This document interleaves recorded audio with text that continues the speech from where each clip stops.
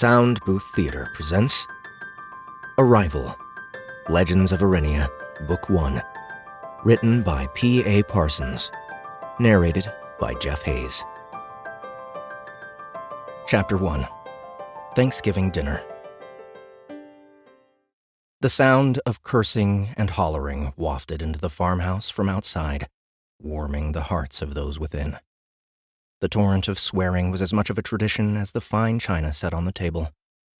But while the china might get hauled out for a few special occasions each year, Grandpa Jack reserved his cussing exclusively for Thanksgiving. "I don't know why he insists on a live turkey," Beth said as she carefully placed cutlery on the table, shaking her head at the antics of her grandfather. Mark, her 20-year-old son, barked out a laugh and pulled his attention away from the football game for long enough to raise an eyebrow. "Mom, you made most of the food last night, and now you're setting the dinner table at 11 a.m. Grandpa Jack doesn't own exclusive rights to weird traditions in this house." While technically Jack was Mark's great-grandfather, the whole family simply referred to him as Grandpa Jack. That included Mark's older sister, Angela, who was currently seated next to Mark on the couch, snorting out a laugh over her brother's comment. Although 4 years older than her brother, a childhood spent well outside the confines of suburbia made them closer than most siblings with that kind of age gap. Perhaps they would have drifted apart when Angela went off to college, but that time frame coincided with the first appearance of Mark's symptoms and his subsequent struggles. It was a hard time for him. Still was, and Angela had made sure to come home frequently for visits. "Did you take your medication?" Beth asked Mark. "I know when to take my medication," he said, shaking his head in annoyance. "That wasn't an answer." Rather than respond, Mark rolled his eyes and returned his attention to the football game. The screen door banged open, and in walked Peter, Beth's husband. He was burly and tall, with a bushy beard that did its best to hide the pudgy neck of a man well past overweight and flirting with obese. He also had a haunted look in his eyes. "Your grandfather is insane," he said to Beth. "In what world does a 95-year-old man think he can catch a turkey in a 400-square-foot pen?" "Why don't you help him?" Beth mock-shouted, throwing a cloth napkin at her husband. "What do you think I was trying to do? I figured I'd wait until he tired himself out, but when he started talking about going inside and getting that old Luger from his room so he could cut out the middleman, I figured it was time to get the hell out of there. Piece of advice for everyone: don't walk by any windows." A shout of triumph reverberated from outside, followed by another bang of the screen door as a wiry and stooped old man entered the room with a triumphant grin on his face. He had been tall once, over 6 feet, but age had bent his spine, and arthritis had bowed his legs, forcing him to hold onto the wall to stay upright. Still, his rheumy eyes showed a gleam of triumph behind glasses that perched atop of a large, aquiline nose. "Finally got the bastard!" he shouted, holding up one hand to reveal a wildly flailing turkey. His ancient fist wrapped around the bird's neck to prevent it from getting loose. "Why are you bringing that in the house?" Angela shrieked, pulling a blanket over her head. "It's bad enough that you're killing an animal. I don't want to meet it first." Grandpa Jack waved the turkey at her. "Pah! The only reason you don't eat meat is that you've never been hungry enough. Next Thanksgiving, we're gonna starve you for a few days first, and then let's see who wins the fight between moral and—" What the hell? The family went silent, as all of the light in the room dimmed in a decidedly unnatural manner. In fact, it wasn't so much that the light was dimming as the walls were fading. Everyone was too dumbfounded to say anything, and it was only when they were left alone, floating in a sea of black, that anyone was able to pull themselves together. The whole scenario was only made more bizarre by the fact that the wooden slat floor and furniture remained, including the table and all the china. What's going on?" Mark said. He was met with silence. It was hardly a question any of them were equipped to answer. Angela was the first to compose herself, standing up and walking to the edge of the floor where she could peer off into the darkness. When it was clear there was nothing below them, she waved her hand through where the wall used to be. Again, nothing. This is like 7 different kinds of messed up, she said. 7, her dad said. Kiddo, if all you can think of is 7, then you're not as creative as I thought. Their conversation was cut short when a door of light opened in the blackness, right at the edge of the hardwood. Everyone tried to see what was inside, but that was impossible given that whoever opened the door had done so directly behind a bookcase. A loud bonk sounded as the bookcase shook, sending a few volumes tumbling to the ground. There followed some swearing in an unknown language before the door slammed shut much quicker than it had opened. The family looked at each other in confusion. Angela walked over and picked a book up off the ground, then gestured to the shelf. Everyone saw that, right? Her brother nodded slowly. Yeah. Why did... Another door opened, this time on the other side of the room and free of obstructions, finally allowing their unknown visitor into the room. Even in such an unusual situation, it was fair to say that what stepped in was not what anyone was expecting. Because really, who expects a 7-foot-tall brown and purple striped lizard in a zoot suit and slightly crushed bowler hat to walk into their living room? The lizard hadn't yet looked at them, choosing instead to remove its hat and inspect the damage. After popping the hat back into shape, another inspection, and a sigh of relief, the creature placed the hat back upon its head and looked around the room.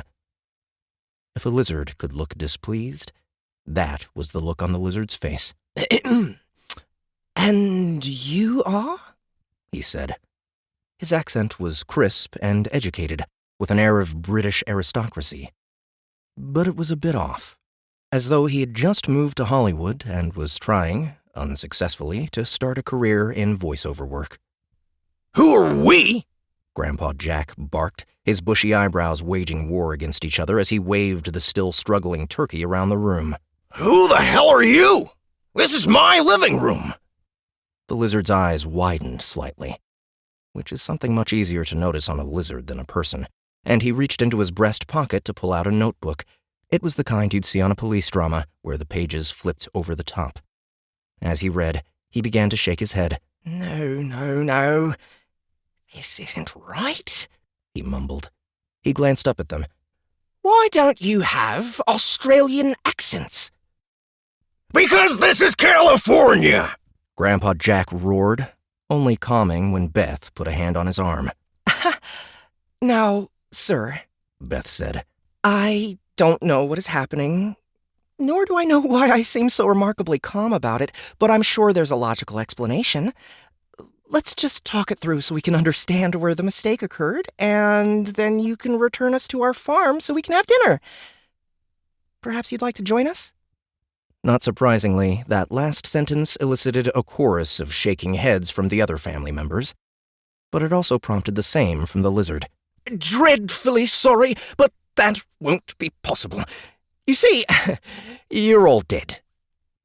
Everyone froze in place. It wasn't every day a person was forced to confront their mortality, but everyone has an innate sense of their own proximity to it. Not surprisingly, it was the occupant of the room who had been closest to death that snapped out of it first. The turkey shrieked, flapping madly as it sought to take advantage of its captor's momentary distraction. Grandpa Jack was equal to the task, though, resetting his grip and wrestling the turkey under his arm, pinning its wings to its sides. When the chaos died down, Peter took a step forward, his face showing anger as he glanced at his children, whose lives had apparently just been cut short. Now, you look here. You're telling me this is the afterlife? That we all somehow died simultaneously? I can say for sure that you don't look like an angel, so I'd like an explanation about what happened.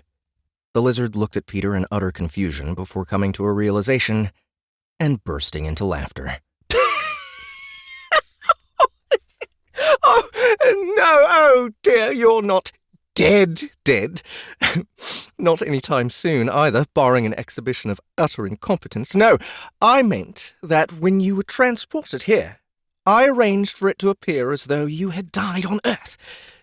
To return you there would be exceedingly problematic. How did we die? Mark asked. Gas explosion! The family exchanged another round of glances. We don't have gas at the farmhouse, Beth said. The smile faded from the lizard's face. Oh dear. That is going to... Oh, they will not be pleased. He again consulted his notebook, tapping a finger at the pages. It says right here, Ignatius Iggy Stevens, 22-year-old Australian, avid gamer, no living family, and, most importantly at the moment, resides in a house with natural gas. That is who I should be speaking with, not you. Are none of you Iggy Stevens? Grandpa Jack's eyes narrowed. I got a question, kid. You've clearly got some way of plucking people off the planet. How'd you target us? I simply enter the coordinates. The system takes care of the rest. Okay, Grandpa Jack said, nodding. And what were the coordinates? The lizard consulted his notes. 33 degrees, 5 minutes, 6.99 seconds south, and 115 degrees, 43 minutes, 48.91 seconds east. Any chance you entered those numbers as north by west instead of south by east? A slow look of dawning realization came over the lizard. His shoulders sagged, an action made even more impressive by the prodigious shoulders of his zoot suit. Oh dear, I am going to be in a great deal of trouble. He looked up at them. Just a moment. The lizard again opened the strange door into the blackness and disappeared, leaving the family to stare after him in confusion. Weird Thanksgiving this year, Angela noted. You think? Mark said. Beth gave a pensive nod. I still don't understand why we're all so calm about this. Her husband slowly turned towards her, his eyebrows raised. Are you sure that's not just you? Because, personally, I want to wring that lizard's neck when he comes back. Beth waved him off. Well, of course, we all want to do that, but that's not what I mean. It's the situation. Shouldn't having our house disappear and suddenly finding ourselves floating in a black void be a little more shock-inducing? Maybe it's just part of what's going on, Angela said. I mean, I get that this is super weird, but this has clearly happened before. Maybe tinkering with our heads to make us a bit more chill is something they do to smooth out the process. I don't get the impression this is going smoothly, her father noted. She rolled her eyes. Well, obviously. I definitely wouldn't be surprised if this is the first time that fashion travesty has done it. But I mean in general. Her brother nodded. That makes sense.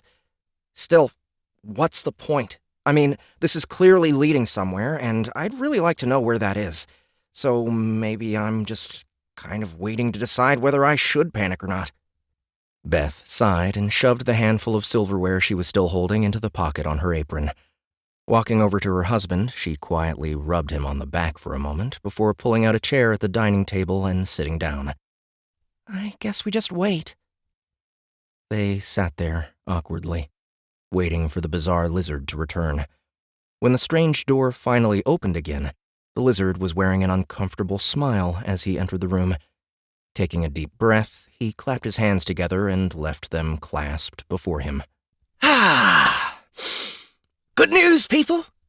It has been determined that we won't be pushing you off into the void today! Mark's eyes went wide. That was an option? Well, not really. I mean, none of you has had a psychotic breakdown yet, so we aren't legally allowed to do it, despite what Grifflex and accounting was... let's not get into that. What's important is that we will be able to move forward with the transition as though you were the intended targets. Isn't that great? What do you mean by transition? Peter said. The lizard nodded and pointed a finger at Peter. And now we're at the meat of the situation. You see, the universe is a much broader place than you've been led to believe, with a lot more working parts than your scientists and theologians could ever understand. Not that it's their fault, mind you. Earth lacks many of the advantages of other worlds that would allow for a more comprehensive investigation. Great. Earthlings are idiots, Peter said. Why are we here? The lizard smiled, and his tone became lecturing. Clearly, he had spent time rehearsing this speech. There is a world called Arenia.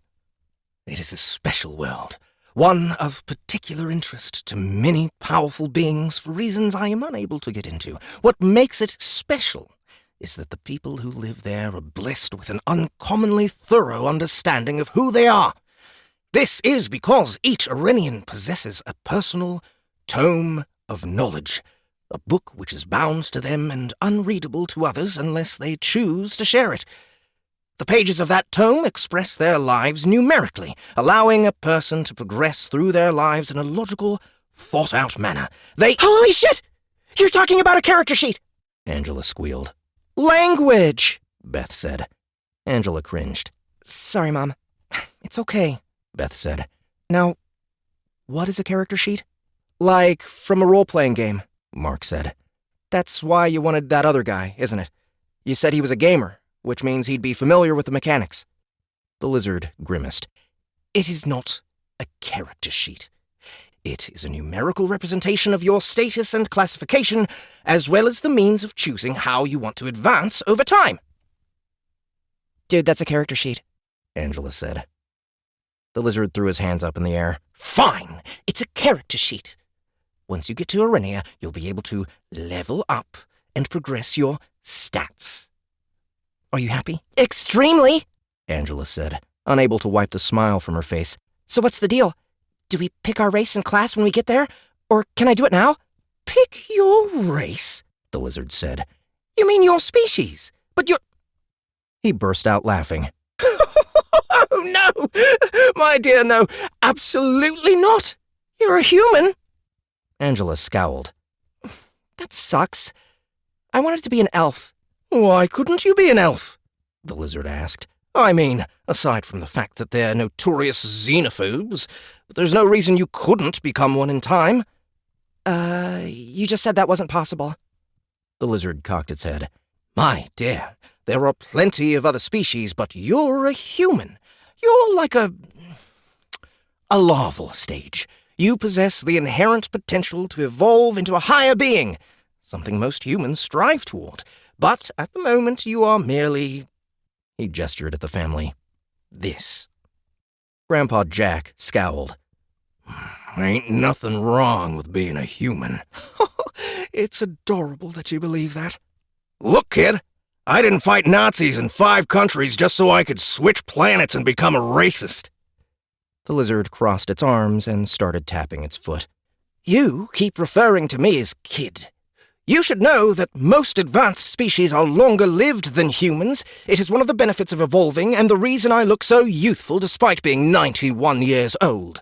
Where I come from, we respect our elders. Grandpa Jack leaned in. Well, kid, I'm 95. I still got 4 years on you. How do you like them apples? The lizard got a sour look and glanced around the room for a distraction. When Beth raised her hand, he sighed in relief and gestured for her to speak. Are you saying that we're going to be the only humans in Armenia? Beth said. Arenia, Mom, Angela said.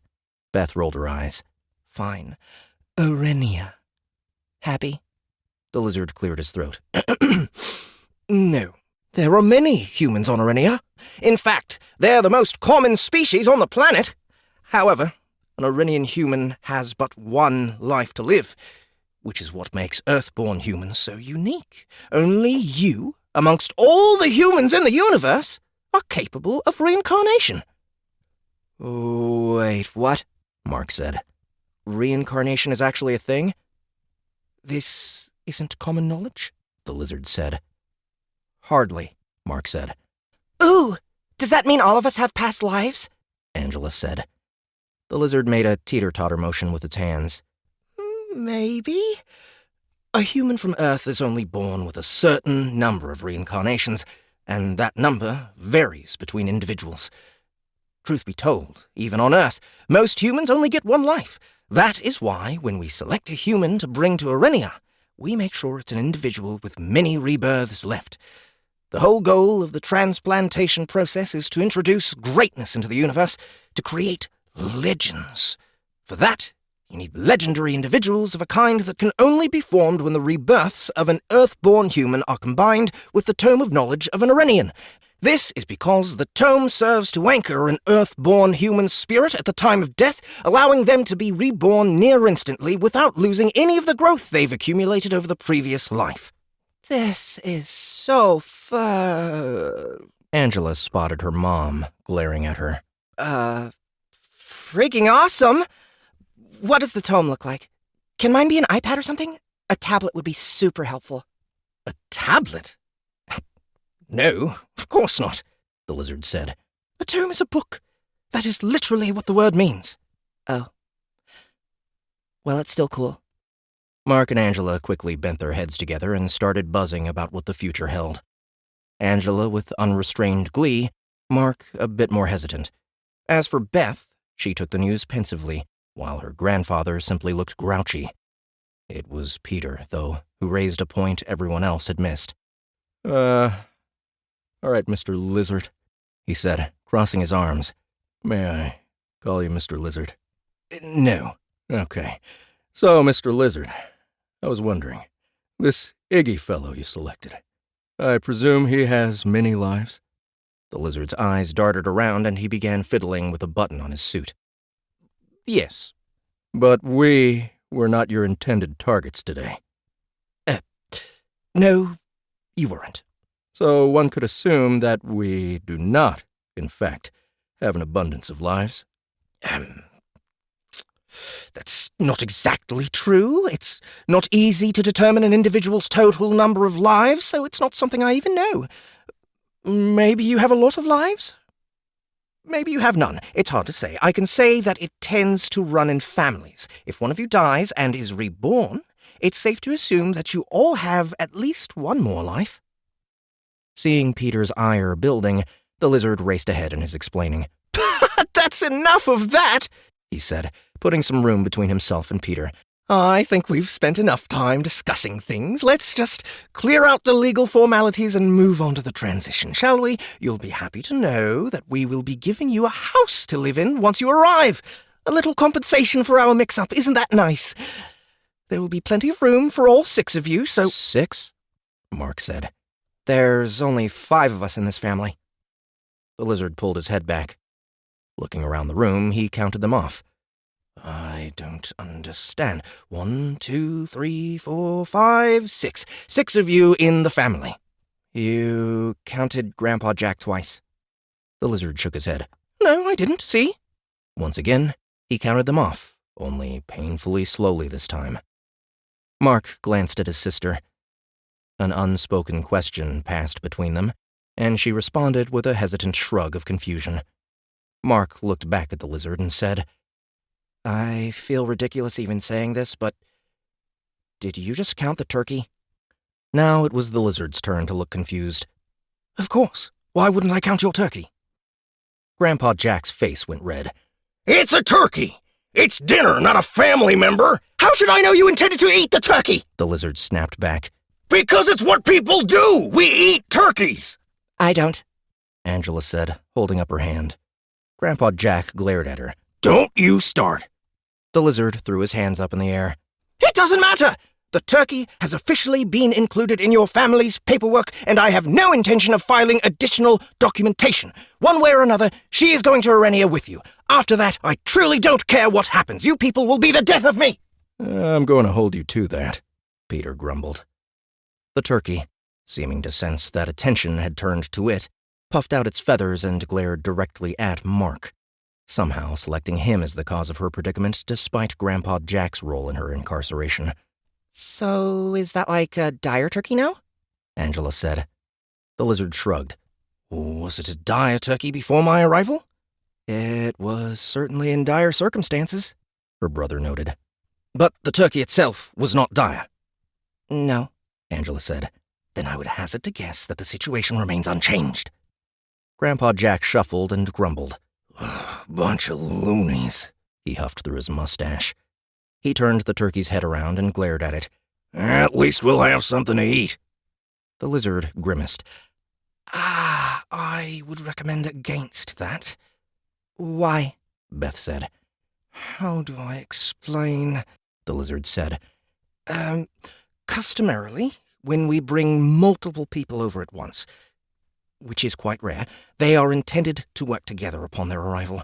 As such, we create a special connection between them called a familial bond. A bit of a leg up, as you humans say. However, one aspect of this bond is that deliberate harm perpetrated by one bond member upon another is shared by both. The room went silent. And when one is floating in an endless black void, a room can get really silent. Hang on, Grandpa Jack said. You're saying that if I kill this turkey, I'm going to die? The lizard nodded. Correct. But it's a turkey, Angela said. Nonetheless, Grandpa Jack raised a finger. What if I... The lizard sighed loudly. If you take any course of action with the intent being to harm a family member, any family member, without their consent, then the rules still apply.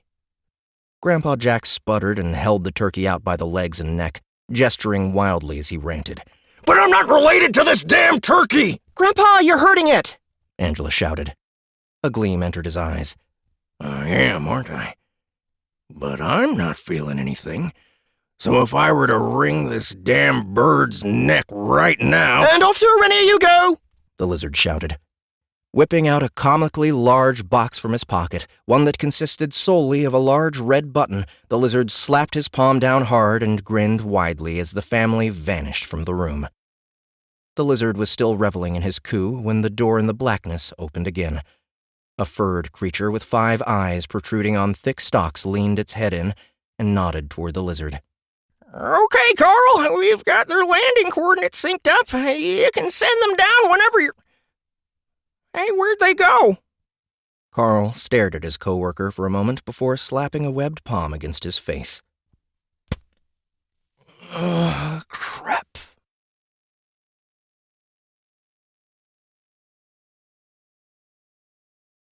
Chapter 2. Transition.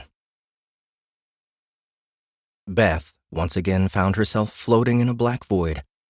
Only this time there was no house, and the void wasn't featureless. Instead, she was amidst a field of stars. So many stars.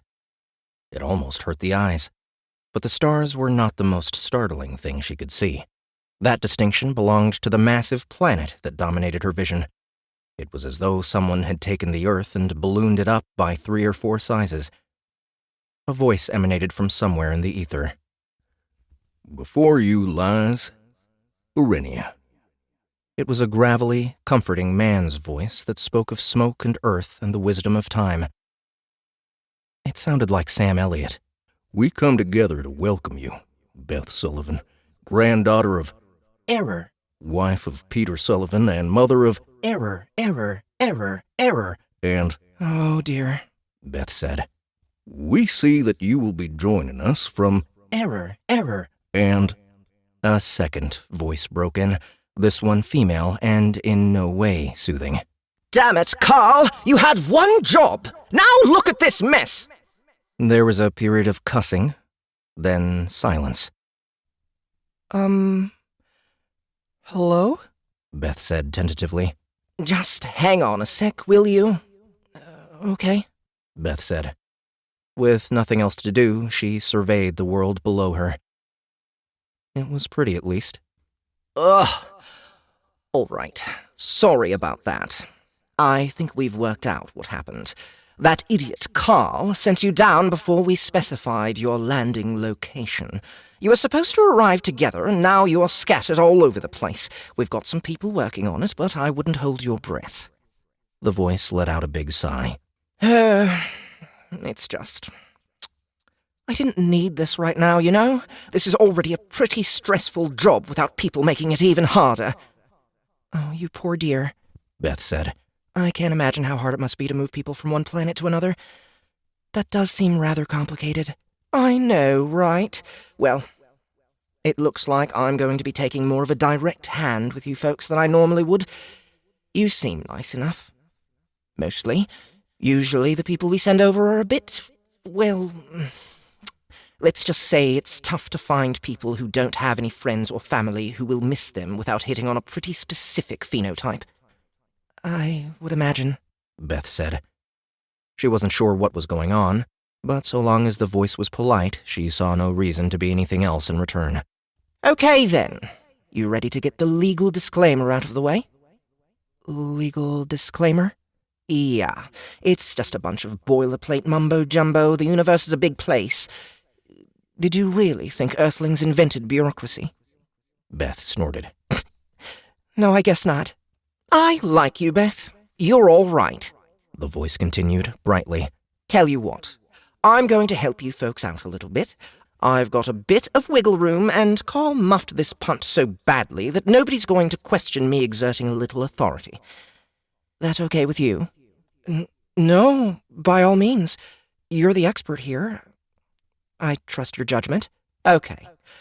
We'll see what I can come up with. It won't happen right away. I barely know anything about you, so I don't know what would benefit you the most. Heck, we don't even know your class yet. Class? Beth said. There was a slapping noise, and Beth had the distinct impression that if the voice accompanied a body, their palm would have just smacked their forehead. Oh, yeah, you're not a gamer. I forgot. You see, your class is what you are.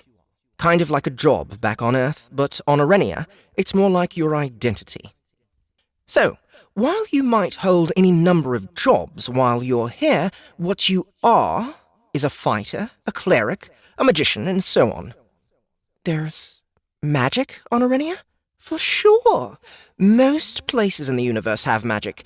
Earth is an oddball in that regard. I wouldn't get too dead set on a given class, though. Arenians don't get to pick their class. It arises as a consequence of not just their actions, but also their subconscious desires. Why is that? Beth said. Come on, Beth. You're a smart cookie. How many people do you know who aren't lying to themselves at least a little bit about who they are? Our whole goal is to maximize potential, and we've discovered that to do that, a person needs to have a class that reflects who they truly are. Now, that isn't to say that you get zero choice, but your options are limited to things that reflect your true inner self. Isn't that nice? For the first time, Beth felt true apprehension about Arenia. I'm not so sure. I was a social worker for 6 years. A person's true inner self can be a pretty awful place. There was an awkward pause. Yeah. That's a bit of a political third rail up here, so I'm going to keep my mouth shut. Suffice to say that your instincts serve you well on that particular matter. Anywho, here's the legal paperwork. Just hit accept whenever you're ready. I recommend you read it first. Actually, I don't, but I have to say that anyway, so here we are. A screen appeared in front of Beth, looking not unlike a tablet computer. She reached for it and discovered that it did indeed have a physical presence. It was filled with legal documentation, but after an extended period of swiping, she realized the scroll bar had barely moved. With a sigh of resignation, she scrolled to the bottom and hit the big green button that resided there. It wasn't as if she had any choice in the matter. Excellent. We can send you down now.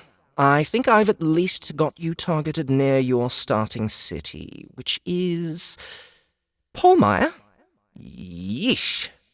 Yeah, I'm giving you a bigger house. I'm putting it in your name, too. There's a patriarchy all over the galaxy, so if I get to choose whose name the house goes in, I'm putting it in yours. Screw 'em, right? I very much appreciate that. Thank you. No problem. Also, since we're dumping you in the middle of nowhere and telling you to get to Polmire, it would be a bit of a dick move not to give you this. Quest opportunity. Get to Polmire. Basically exactly what it says. Reward for success? XP. Getting to see your family again. Penalty for failure? None. Accept? Yes or no? The words burst into Beth's brain. How do I... Just think it, and the system will take care of the rest. Beth consciously chose to accept the request and was greeted with another message. Quest, get to Palmyre, accepted. That was easy enough, Beth said. Is there anything more I should know? No, that's pretty much it. Normally I'd have handouts and stuff, but Carl... I get it. Thanks for understanding. No problem. Oh, and before I go, is there a name you go by? Oh, sure. I'm Werner. Enjoy your new life on Arenia. Beth's stomach dropped as the gravity of Arenia seized her in its grip and yanked her towards the planet. She picked up speed, going faster and faster, sheer terror gripping her as she began to wonder whether they were about to slam her into the planet at Mach 10. That continued for about a full minute, at which point it dawned on her just how many times she could have been killed by these beings already. Why would they choose now to slam her into a planet? Gritting her teeth, Beth did her best to endure the drop and ignore the planet that was roaring up at her with ever-increasing speed. Angela floated in a featureless void above a bright blue planet with only stars and vacuum for company. This is so cool, she said. If she could have jumped up and down in anticipation, she would have. There was a brief, muffled clicking noise, and then a voice spoke. Hi, Angela. Is that correct? Angela? Angie? Angela is fine. Great. Okay, Angela, here's the deal. Carl screwed up.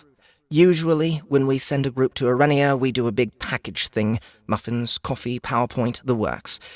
You get a big info dump, and then we hit the ground running once you get your bearings. But an idiot, who shall remain nameless... Didn't you just say his name was Carl? Did I? I certainly can't understand why I would have mentioned Carl. That would be irresponsible. I mean, imagine if an oversight board were listening in on this call, only to discover that Carl was the reason this whole transfer went teats up. Why, that would be really bad for Carl. No, I can't believe I'd ever have mentioned Carl in the context of this conversation. Okay. This was not proceeding as Angela had expected. As I was saying, instead of dropping all of you into the group protocol, the person whose name could be anything up to and including Carl, instead put you all into the solo protocol. Ergo, everything is a bit of a clown show right now. You're going in with just the base attributes you're bringing over from Earth, unfortunately. Usually you'd get a bit of a boost, but the points are person-specific, and the ones we put aside were allocated to some dingbat named... There was the sound of pages flipping. Iggy Stevens? Ugh, yeesh. You Earthborn have strange names. Oh well, you'll get some compensation to make up for it eventually, but in the meantime, try and stay alive, okay? Angela couldn't care less. Sure, it would have been neat to have some unallocated points right out of the gate, but it would still be cool working out how the system worked. She was going to min-max the shit out of this place. Hey, whatever. I'm just pumped about this whole process. This is going to be awesome. That's what I want to hear. I love enthusiasm. I hate stupidity, though. Try not to get those two mixed up. Okay, before you head down, here are the main bullet points. Don't die. Don't get too worked up about killing things. That's how you level up your renown, after all. And know that your class choices will be limited by your thoughts and actions. Wait, so I won't be able to just pick Druid? Angela said. She was going to be pissed if she got sent to an amazingly awesome RPG fantasy planet, only to be told she couldn't be an elf or a druid. It depends. If you are the kind of person who loves nature and conservation and protecting... That's me! You're describing me! Angela shouted. I'm ecologically conscious, vegetarian, concerned about global warming. Everything. All of that is me. I work for an NGO. You sure as hell don't do that for the money. That does sound like a decent start. It's ultimately Enad's decision, though. Entering the service of a god is not a unilateral decision, nor one to take lightly. That's the god of nature? Aren't you the sharp one? It seems like you've got a pretty good handle on things already, so What say we get that paperwork signed, and I can send you on to your new life? Some sort of floating holographic tablet computer appeared in front of Angela. There was the briefest flicker of a green accept button that only existed long enough for Angela to mash her finger down, banishing it to oblivion and sending her rocketing toward the planet. A big smile plastered across her face. Excuse me, the voice said. I asked if you have any questions. Mark stared at the glowing rectangle in front of him. One press, and he would be off to somewhere incredible. A world that was a combination of game and real life. Go anywhere, do anything, be anyone. It was more than he could ever dream. Except for one thing. I do have a question, Mark said. Yes? Mark braced himself. It's about my condition. The voice didn't respond. Mark began to wonder whether she was still there. Hello? The voice reappeared, but it had a different tone. One Mark knew all too well. It was the one he'd heard from doctors all through his adolescence when they had bad news to deliver. Yes, I am aware of it, the voice said. I should apologize. We wouldn't have selected you for the program under normal circumstances. Mark took a moment to collect himself. Is it treatable? Mark said. On Earth, I had medication. It took a long time to find a combination that worked and another 4 years to get my life back. I don't want to go back to how things were. I'm sorry. There isn't. There are fundamental differences between Earth and Arenia, the most significant of which is that Arenia is a planet with advanced magics, whereas Earth is a planet with advanced science. Your medication falls under the realm of science. A glimmer of hope surfaced. Does that mean there's a magical equivalent to Earth medication? Or even an outright cure? Let me cut you off right there. The short answer is yes, but you're a long way from being able to afford it, if ever. I realize that's a harsh thing to say, but I don't want to give you false hope. Then just give me the cure! You're the ones who abducted me by accident! If I could, I would. But there are rules. I can't just give you a pile of money. And trust me, it would be a lot of money. So, what's a viable route? Mark said, raising his hands. Nothing? You're taking away the only thing that keeps my life together and then dropping me into a place full of wild animals and monsters who want to eat me? Is that what we're talking about? Mark, I'm very sorry. As I said, it was a mistake to bring you here. Yeah, but you did, didn't you? Mark snapped. And you don't even know if I have any rebirths left. I'm super excited about the prospect of lying useless on a forest floor while a dragon comes along and eats me. A dragon would be very unlikely. Those are quite rare. What eats me isn't the goddamn point! The point is that you screwed me and you know it! Mark, No! Forget it! I don't want to hear whatever it is you have to say unless it's how you can make this right. Can you? Can you say that? He waited, but there was no answer. That's what I thought. Mark held up the tablet with the glowing green button. Just promise me you'll make that asshole who sent me here watch what happens. Because when I die, my blood is on his hands. Then he pressed the button. Peter floated in the nothingness, half listening to the disembodied voice explaining their situation and what was to come. It took all of 15 seconds for his brain to go into total lockdown. He knew he should be paying more attention, but holy hell. Maybe this was a dream scenario for the kids, and Beth was born with her grandfather's resilience, but all he could see were the struggles they would soon face. Honestly, how much could one family endure? Rough times were a theme with this family. Jack's wife, Beth's grandmother, had died of cancer when Beth's mom was only 17, years before Beth was even born. Then the same fate befell Beth's mother, setting up a chain of events that saw Beth lose both of her parents and getting pregnant with Angela while Beth and Peter were still undergrads in university. To say it was a rough time would be a gross understatement. Without Beth's grandfather, the two of them would never have made it through those early years as a couple. Hell, they weren't even dating when the pregnancy happened. How a 73-year-old widower who had just lost his only child managed to simultaneously run an orchard and help raise his great-granddaughter was beyond Peter. That old man was a different breed. But thanks to him, they persevered. First, with Peter finishing university while Beth had the baby.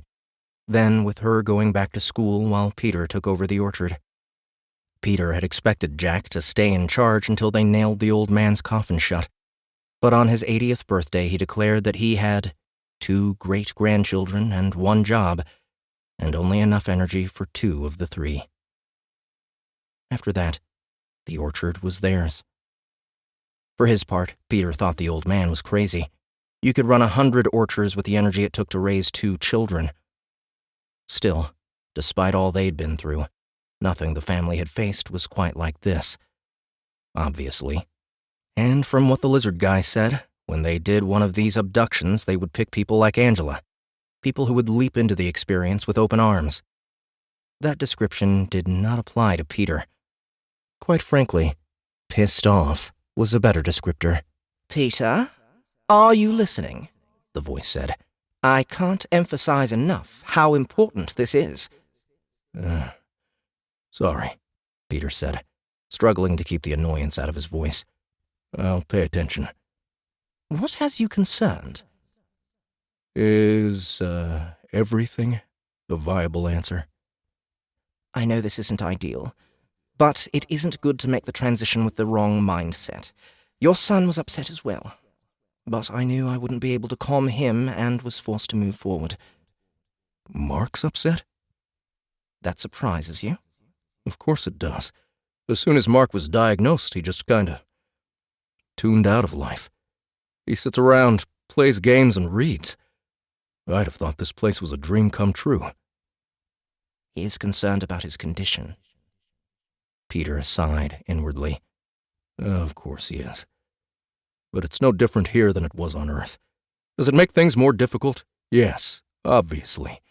But it can't be an excuse not to at least try and accomplish something with this new life. I see, the voice said. There was a tinge of judgment in her tone, but Peter ignored it. Let's put Mark aside. I've run you through the basics of your new life. Do you have any questions for me? So many questions. Please try and keep it succinct. What was the most important thing to ask? Peter had never been one for video games, but it sounded like his lack of knowledge was going to be a real disadvantage in this place. That was probably the place to start. So, all this game stuff. Are there going to be menus floating around in the air or something? That seems distracting.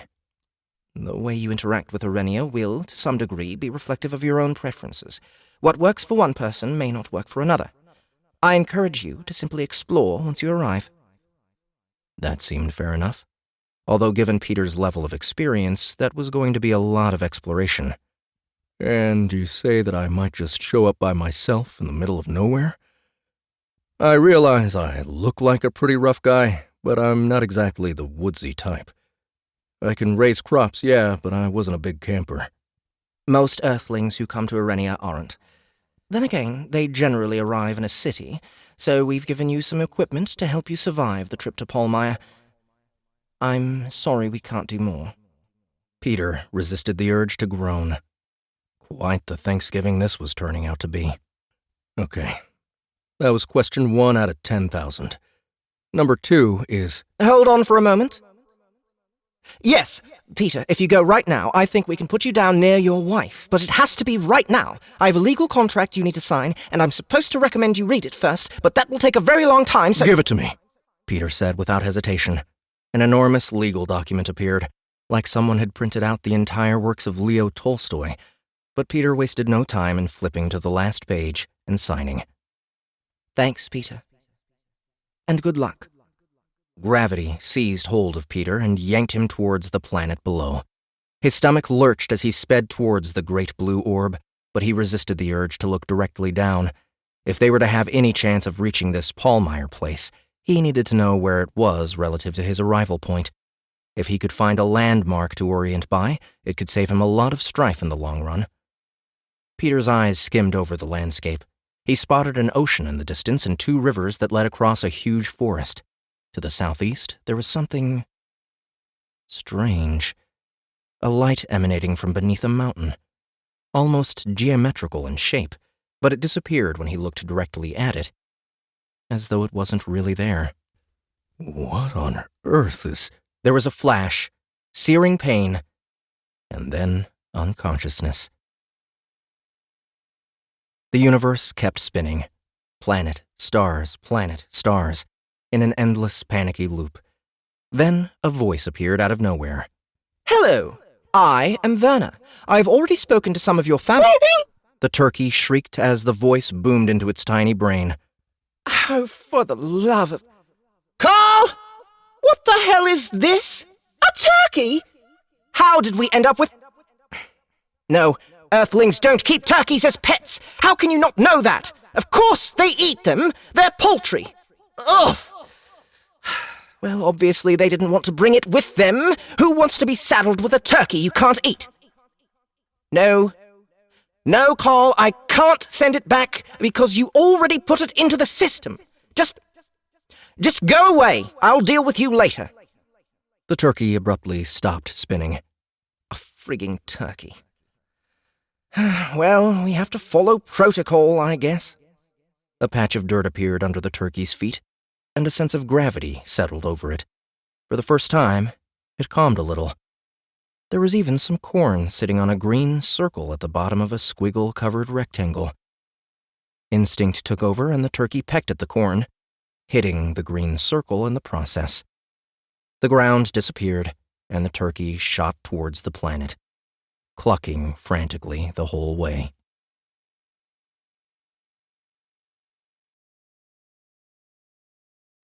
Chapter 3.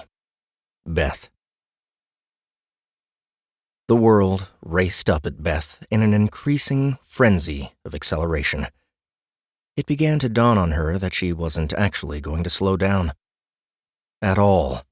And considering that her velocity had left behind the triple digits some time ago, her brain now shifted from concern over her well-being to wondering just how much damage she was going to do to the forest when she hit the planet, going faster than the speed of sound. Clenching her teeth and wincing at the prospect of what was to come, Beth watched, paralyzed, as the ground flew up faster and faster until she finally hit the ragged dirt and every ounce of momentum vanished, leaving her standing quietly on the edge of a clearing in the middle of a pine forest.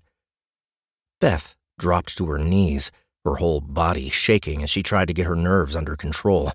Oh dear, I did not like that.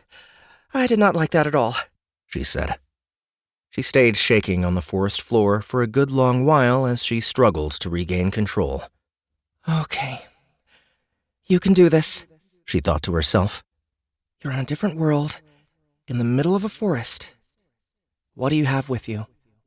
Beth assessed herself, noticing right away that her clothes had been replaced with some sort of local garb made of rough, homespun fibers. She was also wearing a backpack, but when she tried to take it off, she discovered that her hands were still shaking so hard that she could barely fumble the straps off her shoulders. This won't do. Beth had to calm down. She dumped the pack on the ground next to her and stood upright in a proper posture, then closed her eyes and took a deep breath, letting it out in one smooth exhale that pushed all the air out of her lungs. She continued 2 more times, the yogic breathing bringing her a calm that would allow her to deal with the current situation.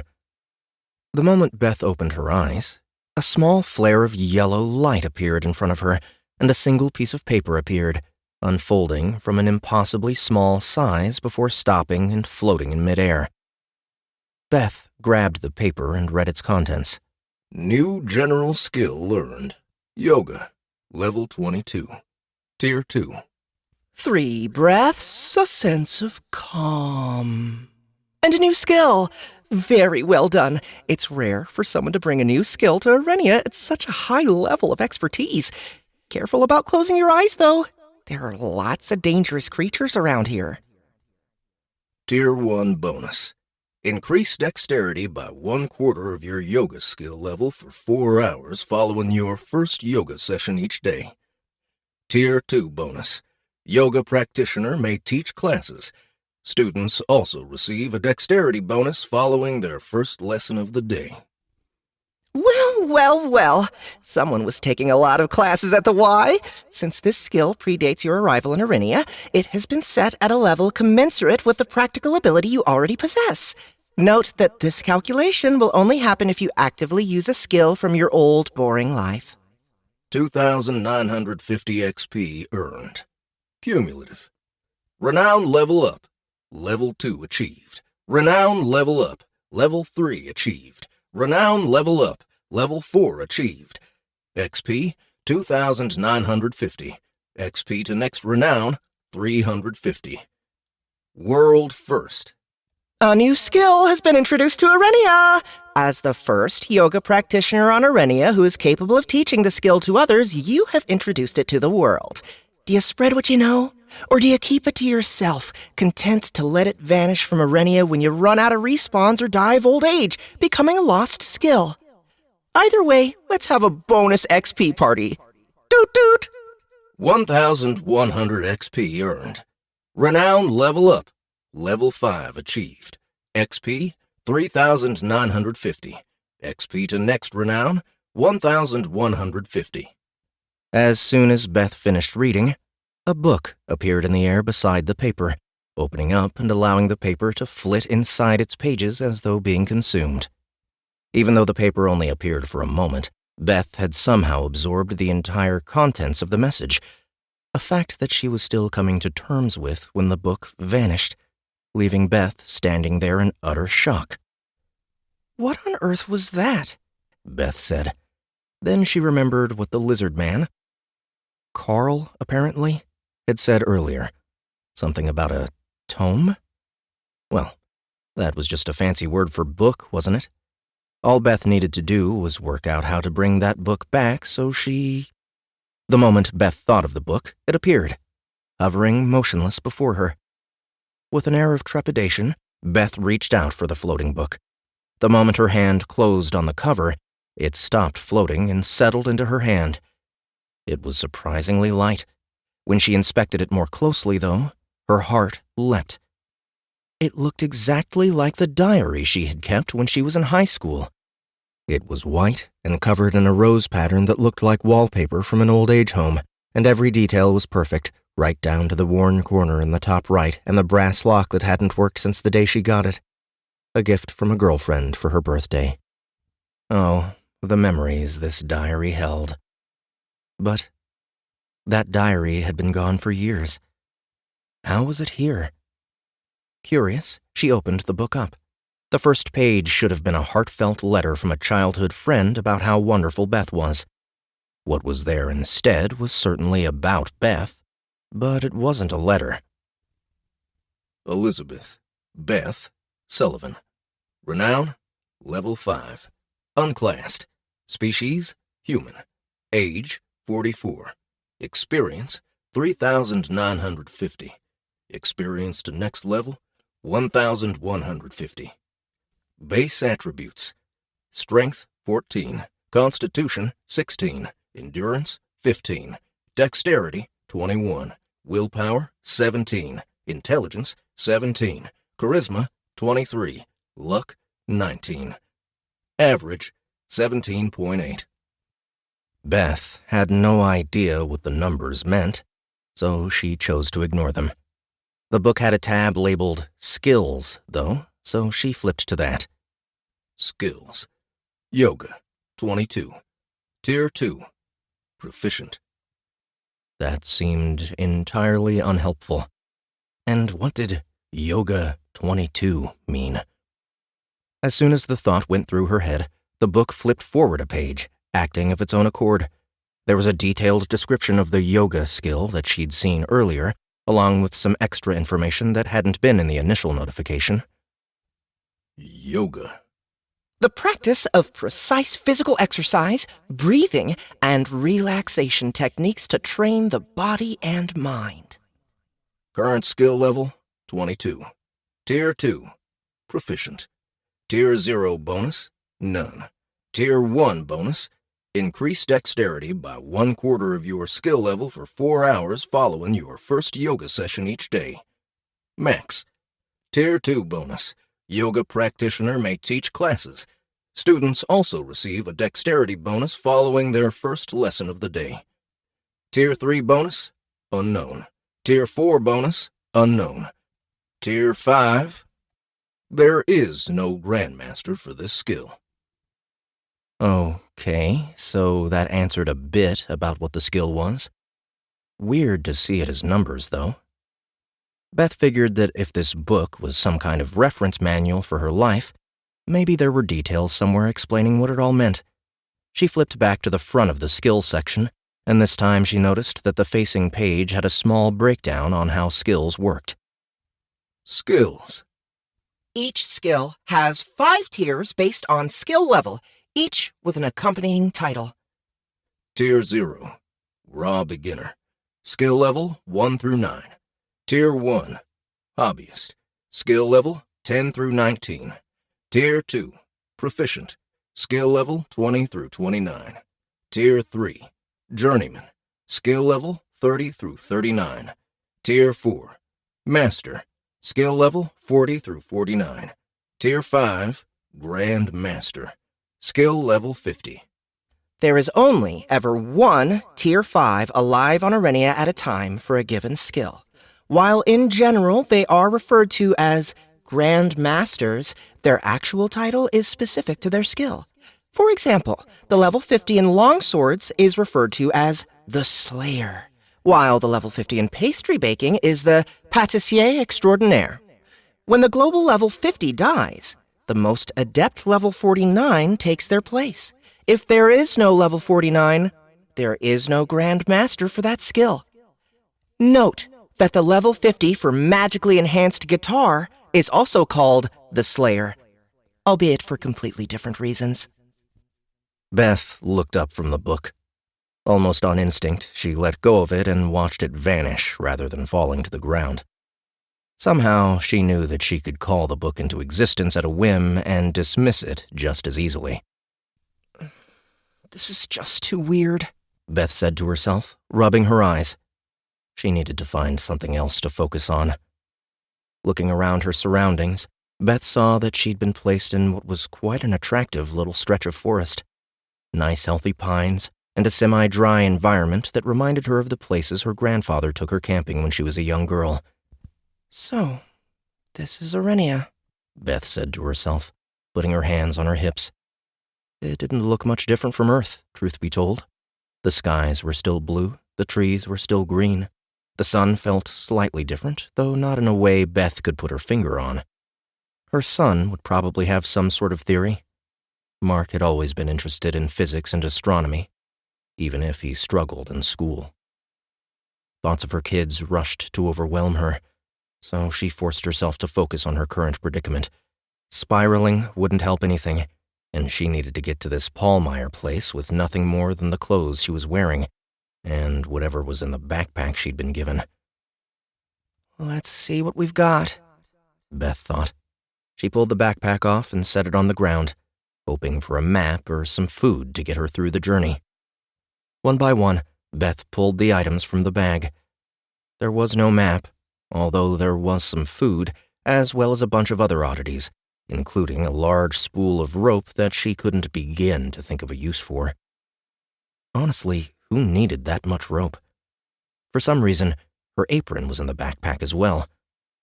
Why on earth would that have been included but not her clothes? Shoving it aside, Beth noticed a small blue vial at the bottom of the bag with a slip of paper attached. She pulled it out to read what it said. Something has happened. This is for your husband, Werner. Beth held the vial in front of her, watching the liquid inside swirl around oddly. What was Peter supposed to do with this? Her question was answered when he appeared on the ground in front of her, covered head to toe in blood.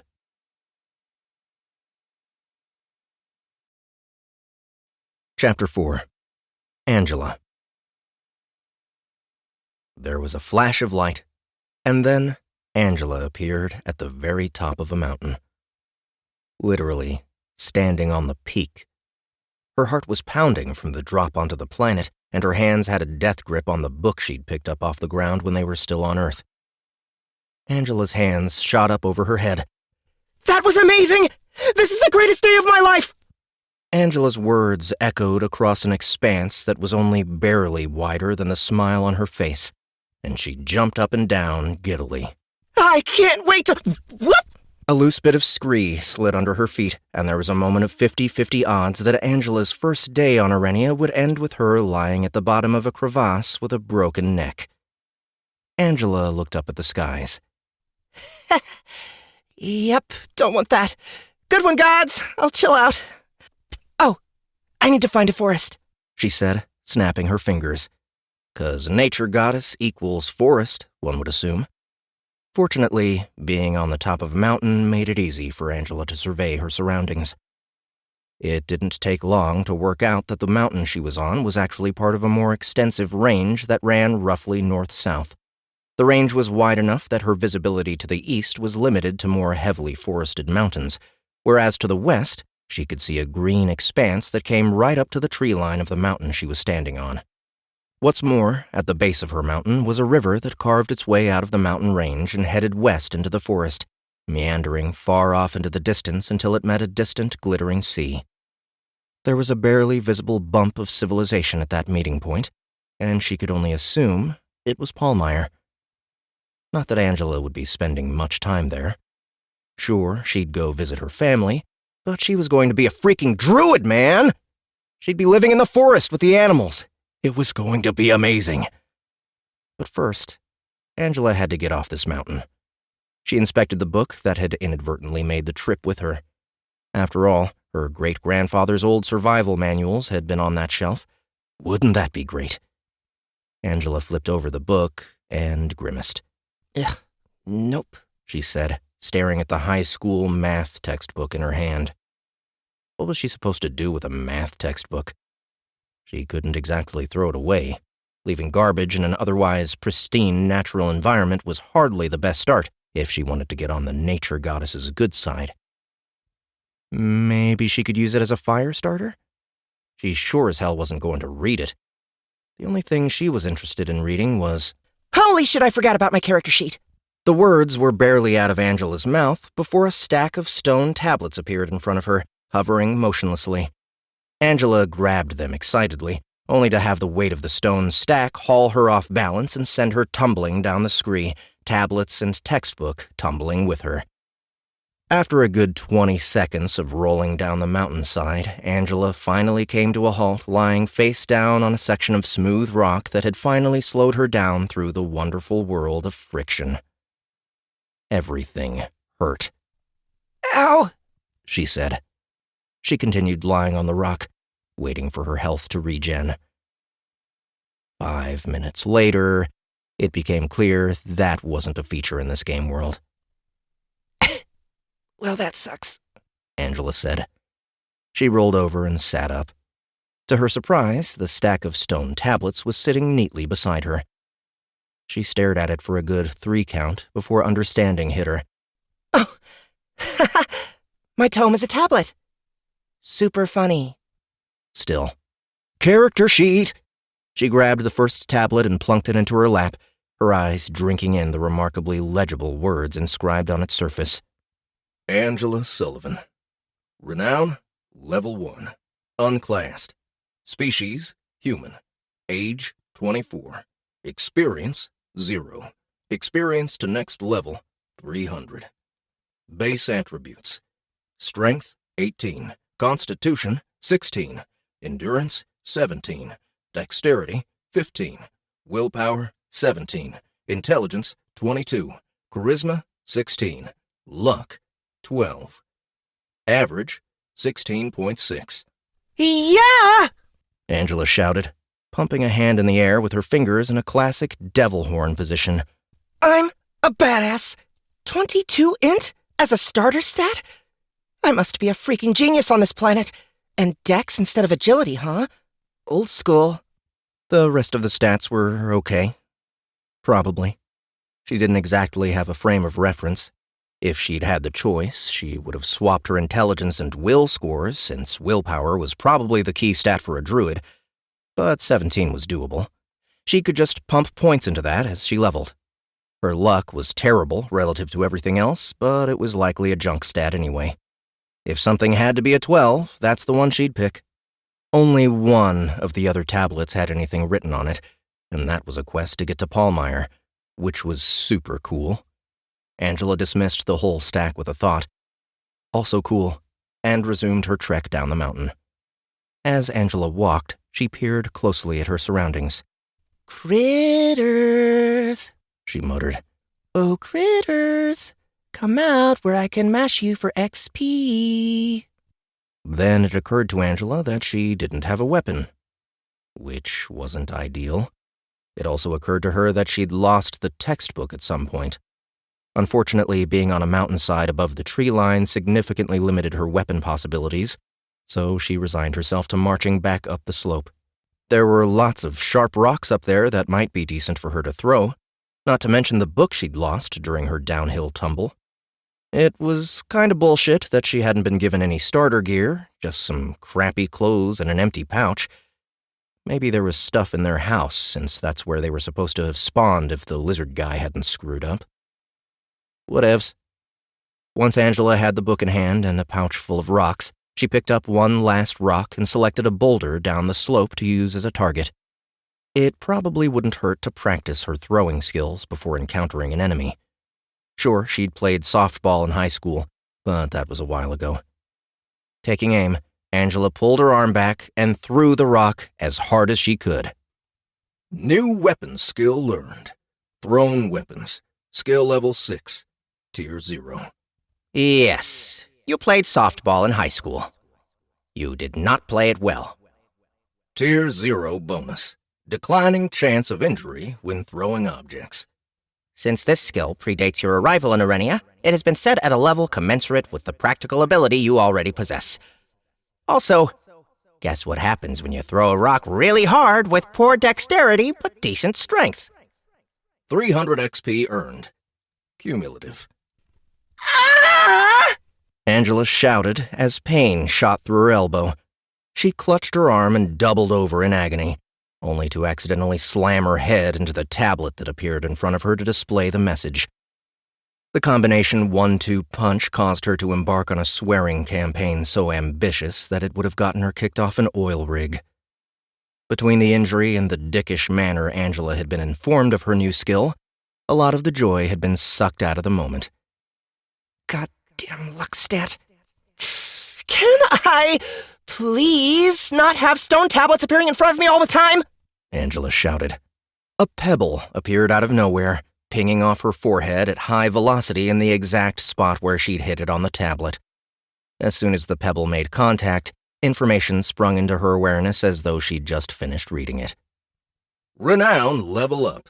Level 2 achieved. XP 300. XP to next renown 600. Even though the delivery method for the message had Angela rubbing her forehead furiously, the contents definitely got Angela's mood headed back in the right direction. She rubbed her hands together and waited to find out how many points she would get to allocate from her level. Nothing happened. What the hell? She must have missed something. The information was projecting straight into her head, after all. Angela summoned her tome, carefully this time, and inspected it, only to find that, other than reflecting her new skill and renown level, the tablets were completely unchanged. That was also when she realized there were no indications of her health or magical capacity included on the character sheet. How am I supposed to know my status if I don't have hit points or mana? And where's my HUD? She thought, referring to the near-ubiquitous menus that games had on the sides of the screen to give players information about their character in real time. Her lack of understanding about what was going on was beginning to suck a little. How was she supposed to know the amount of damage she'd taken if she wasn't able to track her remaining hit points? Not to mention that almost every game she'd ever played had some sort of mana mechanic, where you spent mana points to cast spells, then had those points replenish over time. If there wasn't any mana, how the hell did magic work? Okay, this isn't your first rodeo. Focus on attributes. There's got to be a way to raise them. You just have to figure it out. Fortunately, Angela had played plenty of games where you needed to raise your attributes in other ways. Unfortunately, testing her theory was going to suck. New plan, she said. Forget critters. I just need a rock. Here, Rocky. Angela looked around until she found a heavy enough rock to strain her, but light enough that it wouldn't hurt her arm even further. She walked over and grabbed onto the rock, making sure to lift with her legs. Hang! Angela grunted, straining to get the rock up off the ground and onto her shoulder. Which wasn't easy when you also had a math textbook shoved in your pants. Just gotta carry this for a bit. With slow, plodding steps, Angela made her way down the mountain. At first, it wasn't too bad. It just cut into her shoulder somewhat. After 5 minutes, she needed to switch shoulders. 5 minutes later, and that shoulder sucked too. After that, she had to switch sides every minute just to keep it from hurting too much. An attempt to carry it in front of her was aborted after only a few seconds when her arms started shaking and her fingers threatened to fall off. All in all, it was not a pleasant experience. By the time Angela had been carrying the rock for 20 minutes, it dawned on her that if her stats couldn't be improved through active effort, she had no way of knowing that her struggle was pointless. Maybe she needed to carry the rock for an hour? Maybe it was impossible? She could literally be carrying a rock down the mountain for no reason at all. Hell, there were probably trolls hidden in the hills, betting on how long she'd carry the thing before coming down and eating her. Actually, now that she was on Arenia, that last option was legit plausible, which sure as hell didn't increase her enjoyment of the rock-carrying situation. It did make her pick up the pace, though. After another 10 agonizing minutes, Angela's efforts were rewarded when a pebble materialized in the air and pinged off her forehead. Constitution +1. I can't believe you carried that thing so far. You rock! Willpower +1. Way to persevere! Woohoo! Angela shouted as she thrust her hands over her head, dropping the rock and barely avoiding crushing her foot. Another pebble flew at her head. Willpower -1. Wow, you really did the bare minimum, didn't you? Oh, come on! Angela shouted at the sky. Willpower +1. Yeah, totally just messing with you. It's impossible to lose points once you get them. You should have seen the look on your face, though. Who are you and why are you such a dick? Angela shouted as she rubbed the spot on her forehead where the pebbles kept hitting. What was wrong with this world? Did everybody have a disembodied asshole fucking with them? Angela took a few deep breaths to try and calm herself. New general skill learned. Yoga. Skill level 2. Tier 0. Calm your mind. Calm your body. Basically, you need to calm down.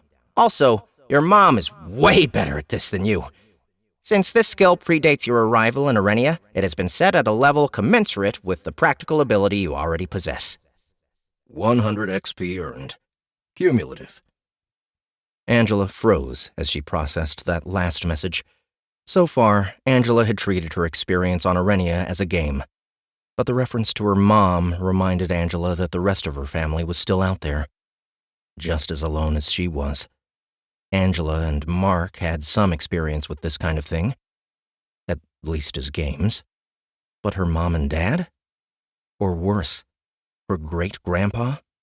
Sure, Angela would blabber to him about the games she was playing, but they both knew he was simply nodding politely while mentally plotting crop yields for the next season. If Grandpa Jack was going to have any hope at all in this world, Angela needed to find a way to help him.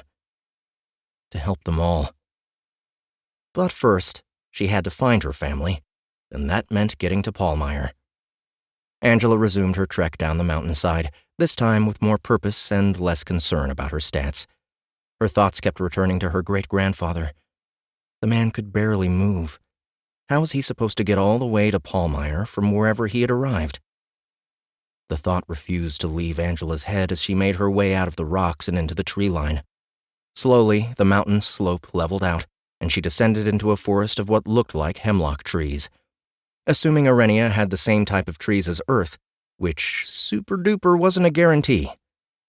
Once Angela was into the forest, it didn't take long for her to find the riverbank, so she started following it towards the city she presumed was Pallmeyer. By then, she had been hiking for a while and was getting pretty hungry. Again, they couldn't have given her a starter kit, so she began looking around for something, anything, to eat. Her eyes happened to glance up, and that's when she saw it. Mistletoe, growing on the branch of one of the larger hemlocks. Now, Angela wasn't one of those people who just liked pop culture fantasy druids. She was a fanatic who knew everything there was to know about the real thing, the actual Celtic druids. Granted, the sum of the world's knowledge about real-life druids could barely fill a pamphlet, but one thing she knew for sure was that mistletoe was sacred. Given that fact, Angela hadn't just limited her mistletoe-related knowledge to the pretty shit you saw at Christmas. No, she learned way too much about all the other parasitic little crap as well, the stuff that was way less attractive and would definitely take down a tree if it went overboard. So, even though the yellow-green stuff growing above her looked nothing like traditional mistletoe, she knew it for what it was. Angela immediately began looking for a way to climb the tree so she could get at the mistletoe. Unfortunately, being an evergreen tree, the first decent handhold she could see was a few meters up the trunk. Crap.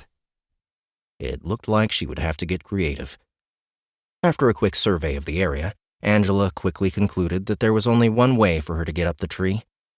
Unfortunately, it would involve climbing a neighboring tree that was somewhat close to the one with the mistletoe growing on it, hopefully allowing her to cross over via the canopy. Not that it was going to be easy, especially considering the drop from one branch to the other was too far for her to lower herself by her hands. She'd have to jump. Angela ran over the plan in her head. The place where she would be crossing from tree to tree was a good 5 meters up in the air, more than enough to seriously hurt herself if she missed. Then again, wasn't this exactly what she wanted? Daring feats performed in pursuit of lofty goals? I better not regret this, she muttered to herself. Walking to the first tree, Angela evaluated her course of action. She could almost touch the lowest branch if she stood on her tippy toes, so she should be able to reach it with a running start, right? Yeah, her dex was shit, but her strength was good. Piece of cake, right? Angela dumped out the rocks from her belt pouch and placed the textbook beside them at the base of the tree. Then she walked back a few meters and lowered into a sprinter's stance. Springing into action, Angela ran full tilt at the tree. When she was only a couple of feet away, she leapt, planting her foot onto a knot that was perfectly positioned to support her foot as she propelled herself up the tree trunk towards the branch. Or at least it would have if Angela had realized it was there. Which she hadn't. Meaning that instead of supporting Angela's attempt to hurl herself up the tree, it instead caused her foot to slip sideways off the trunk and do a full-speed chest-to-trunk body slam, followed by a back-first drop onto the sharp rocks that Angela had dumped out of her belt pouch only a moment before. Angela lay on the ground, staring up at the branches. Ow! She half expected to see a squirrel laughing at her. That was super-duper fun, Angela muttered. Let's try again, shall we? Angela stood and wiped the dirt off her clothes with a grunt before marching back to her starting point. Now that she knew about the knot, this time she aimed for it and used it as a foothold to launch herself upwards. The jump went off without a hitch, but the actual grabbing of the branch was still a close thing.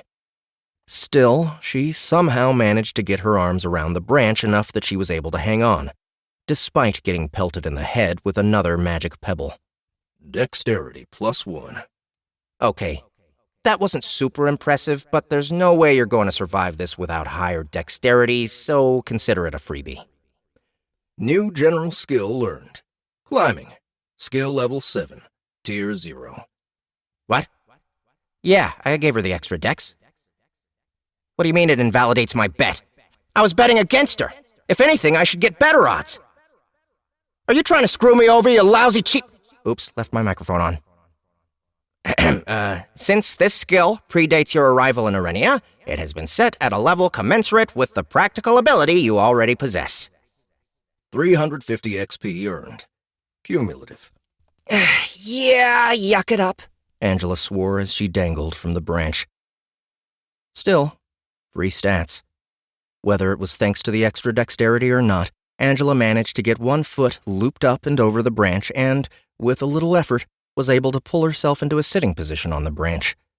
Now that she was somewhat secure, Angela took a quick pause to catch her breath, then climbed to her feet and began the process of working her way toward her target branch. It wasn't too hard, all things considered. Not much different than climbing a ladder, really. No, the hard part came when Angela moved onto the limb that would become her jumping-off point when she attempted to transfer to the other tree. Not only did it sag precipitously as she moved farther out, but it also bounced with each shuffling step, its strength clearly not what it had appeared from the ground. Fortunately, the branch Angela would be aiming for on the other tree looked much sturdier, so she hoped it would be able to take her weight when she landed on it. Her current branch's sagging had also bridged some of the distance, which was a plus, but she hadn't considered how much the bushy evergreen branches that sprung out from the sides of the branch she was on would obscure her vision. Hopefully, Angela would be able to see where she was going once she jumped clear of her current branch. Although, now that she was actually looking at the other branch, she was faced with a question she hadn't considered. Did she try and land with her feet? Straddle it? Catch it with her arms?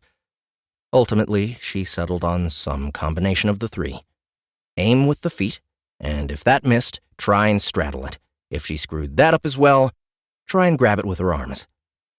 One of those had to work, right? Angela readied herself for the jump, then paused. You got any snarky words for me, system? When no answer came, she shrugged, bent her knees, and jumped. As soon as Angela's feet left the branch, the pent-up tension in the tree limb caused by her own weight bowing it down was released, causing the branch to fling up in the air and slap Angela in the back of the head with such force that she went spinning ass over tea kettle as she sailed towards the other tree. Completely unable to see after the combination of hemlock needles to the eyes and prodigious lateral spin, Angela was totally unprepared for her eventual crash into the other tree where she slammed stomach first into a branch, the wind getting blasted out of her lungs upon impact. Angela immediately began to slip off, but in a desperate grab, she was able to seize a handful of side branches, barely able to prevent herself from dropping to the ground. Angela lay on her stomach, panting as a pebble hit her in the forehead. New general skill learned. Jumping. Skill level 5. Tier 0. Oh my god, I am laughing so hard right now. I have tears streaming down my face. That was amazing.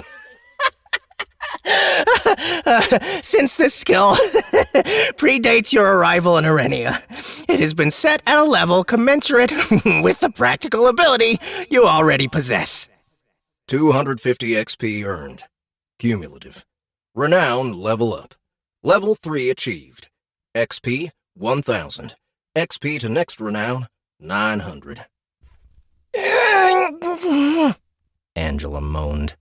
It was beginning to dawn on her that maybe the damage system on Arenia was the same as the one on Earth. Can't you at least turn down the pain settings? It took a good minute or two before Angela was able to get her breath back.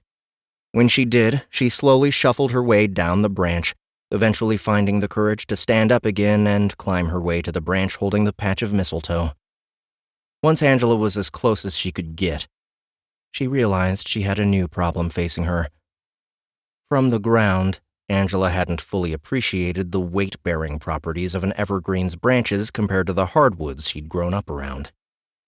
However, after her recent experiences, it was clear that the branch holding the mistletoe would not support Angela's weight. The branch above would probably be up to the task, though. So maybe Angela could climb out on that one and reach down to get the mistletoe? Angela shrugged. She'd come this far. Might as well go for broke. There wasn't anything complicated about getting onto the higher branch, but as Angela crawled out towards the end of the limb, it didn't bend down as much as she would have hoped. Even when she was directly over the mistletoe, her hand was almost a meter short of the target. With no other options, Angela bit the bullet and held tight with her legs, dangling by one hand and reaching for the mistletoe with the other. It took some strain, but eventually Angela was able to grab onto the branch. Then there was a loud cracking noise as Angela's branch broke off the tree. "Shit!" Angela shouted as she began to drop. She tried to grab onto the branch holding the mistletoe, but as soon as she got a good grip, that one broke off as well. Now, if Angela had been falling on her own, she might have been okay. Bruised, banged up, yes, but okay. Except that Angela wasn't on her own. She was falling with two huge hunks of wood that were swinging around wildly every time they hit another branch, smashing into Angela like the ball in a gigantic game of ping pong. If ping pong were played with baseball bats.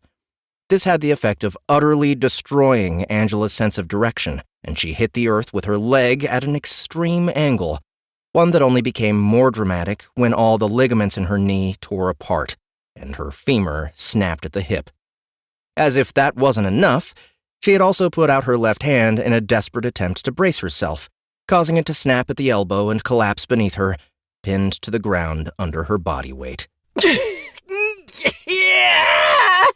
Angela screamed as more pain than she had ever experienced in her entire life blasted through her all at once. Her shout was cut off when one of the branches landed on her back, the other one thudding into the ground mere centimeters from her face. Angela lay in the dirt, squeezing her eyes shut to block out the pain, as though her injuries wouldn't be real if she didn't look at them. Whatever she had done to herself in the fall, it was bad. Like, really bad. When Angela was a kid, she had broken her arm running on wet cement at the pool. It was a cliché after the fact, but when you're a 7-year-old staring at a bone that should be inside your skin, that joke is somewhat lost on you. The pain Angela was feeling right now reminded her of that moment, only multiplied many excruciating times across her body. When Angela opened her eyes, she discovered that her vision was almost entirely blocked by the branch that had nearly hit her on the head. More specifically, her vision was blocked by the sight of a small yellow-green plant with green buds on stalks that were growing on the branch. Goddamned mistletoe. If Angela had a fire spell, she would have torched the little fucker. Right now, though, there were much more important things to think about than mistletoe. Namely, the amount of pain she was in. It was unbearable. All she wanted to do was die. Maybe she had a respawn left? Please have a respawn left? Clearly, Angela was going to die. Of that, there was no question. But the prospect of lying on that forest floor until she died of natural causes was just about the worst thing she could imagine. Wait a sec. Isn't mistletoe poisonous? Angela stared at the plant in front of her with a newfound appreciation. Summoning all the willpower she could manage, Angela pushed her face forward and bit down on the woody plant, sawing her teeth back and forth in order to separate a chunk of it from the branch. It tasted gross, cut up her mouth, and yeah, it was probably just the berries she needed to eat, but screw it. She wasn't taking any chances. The berries were acrid and bitter, exactly what you'd expect a poisonous berry to taste like. There weren't any leaves on this kind of mistletoe, just hard stalks, but they shredded apart in strings that stuck painfully between her teeth. She continued her chewing and swallowing, though, determined to eat the entire mouthful or die trying. With about 3/4 of the plant swallowed, Angela began to feel a daze come over her, as well as an intense feeling of nausea. Whether it was the plant or plain old blood loss, it abruptly occurred to Angela that when a person's body rejected something they ate, they did it by throwing up. And the idea of vomiting in her current state was horrifying. Hell, the pain alone might kill her. Angela madly accelerated her chewing, desperately hoping that either poison or blood loss would kill her before finding out what vomiting with multiple unset broken bones felt like. As her nausea grew, Angela struggled to eat even faster, but instead found herself slowing. She tried to get past it, but her whole body was going hazy, and she was having trouble thinking through the fog. As she slipped into darkness, her thoughts faded into nothing. She'd beaten the vomit. Yay. Angela found herself sitting in a peaceful glade. It was the most beautiful stretch of forest she had ever seen. The air was utterly clean. The sky was totally blue, and the trees surrounding her were as healthy as a tree could be. Birdsong echoed through the branches, and the grass around her was as soft as a kitten's fur. She was cross-legged, and in front of her was a still pool with the occasional lily pad and periodic ripples where fish flitted up to the surface. Hello, Angela. Angela looked around and saw a shimmering form emerge from the woods.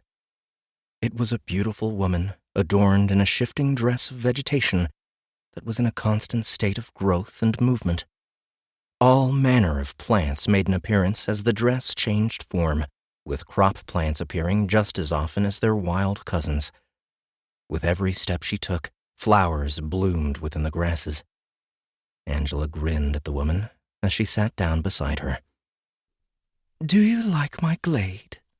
The woman asked. Yes, it's quite beautiful, Angela said. She was practically giddy. You're an ad, aren't you? The woman smiled and nodded. Why, yes, I am. That was quite a show you put on. Oh my God, that must have looked ridiculous, Angela said, suddenly remembering her attempt to get the mistletoe.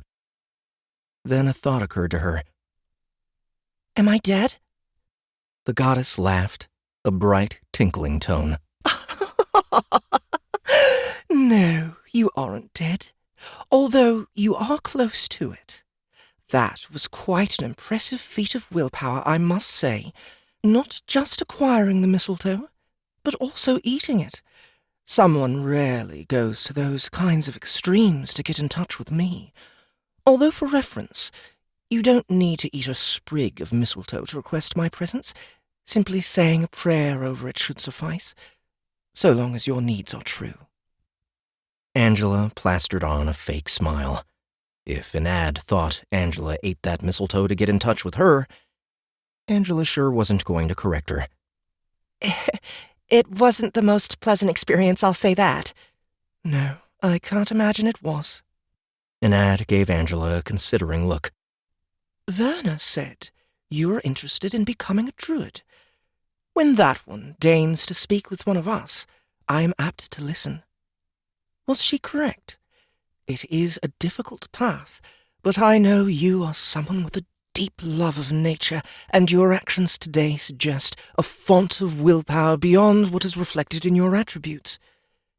Truth be told, I have often found that a person's statistics reflect their opportunity more than their potential.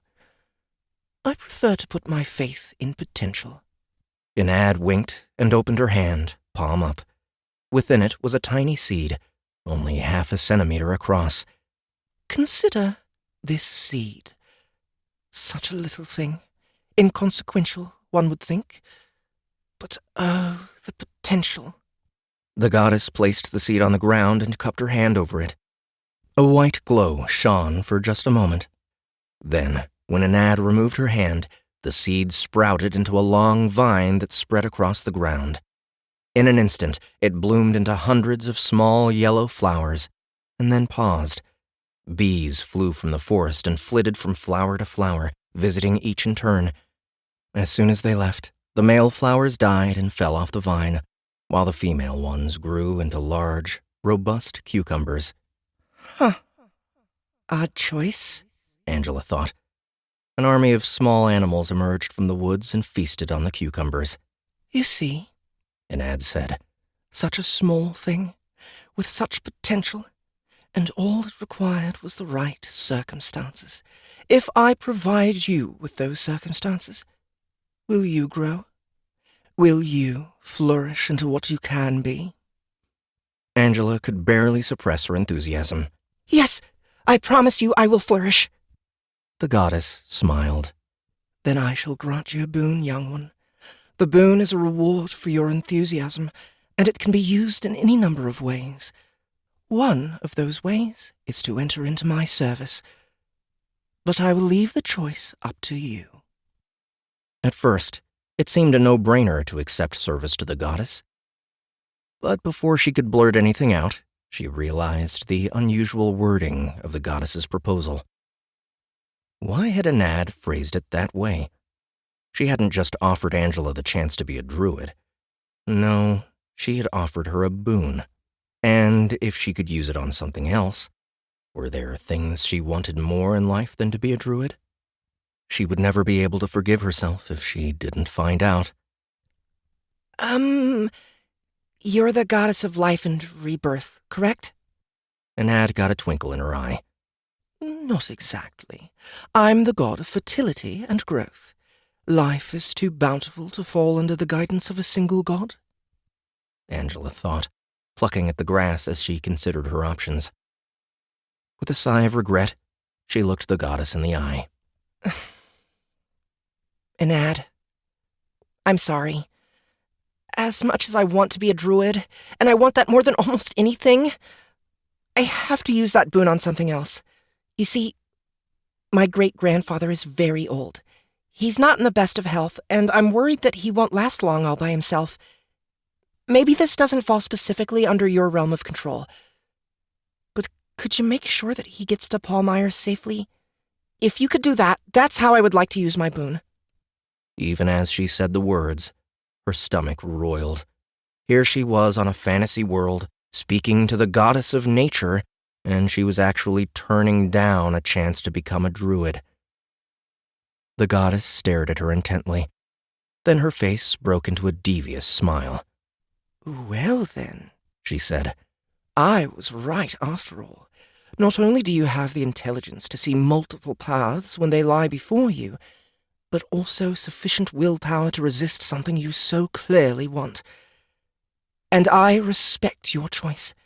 Caring for our elders is worthwhile and commendable. However, I regret to say that I cannot guarantee his safety.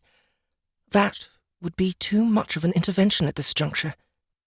Then Enad got a pensive look. Perhaps... Yes, that could work. Angela, I will ask a friend to check on him.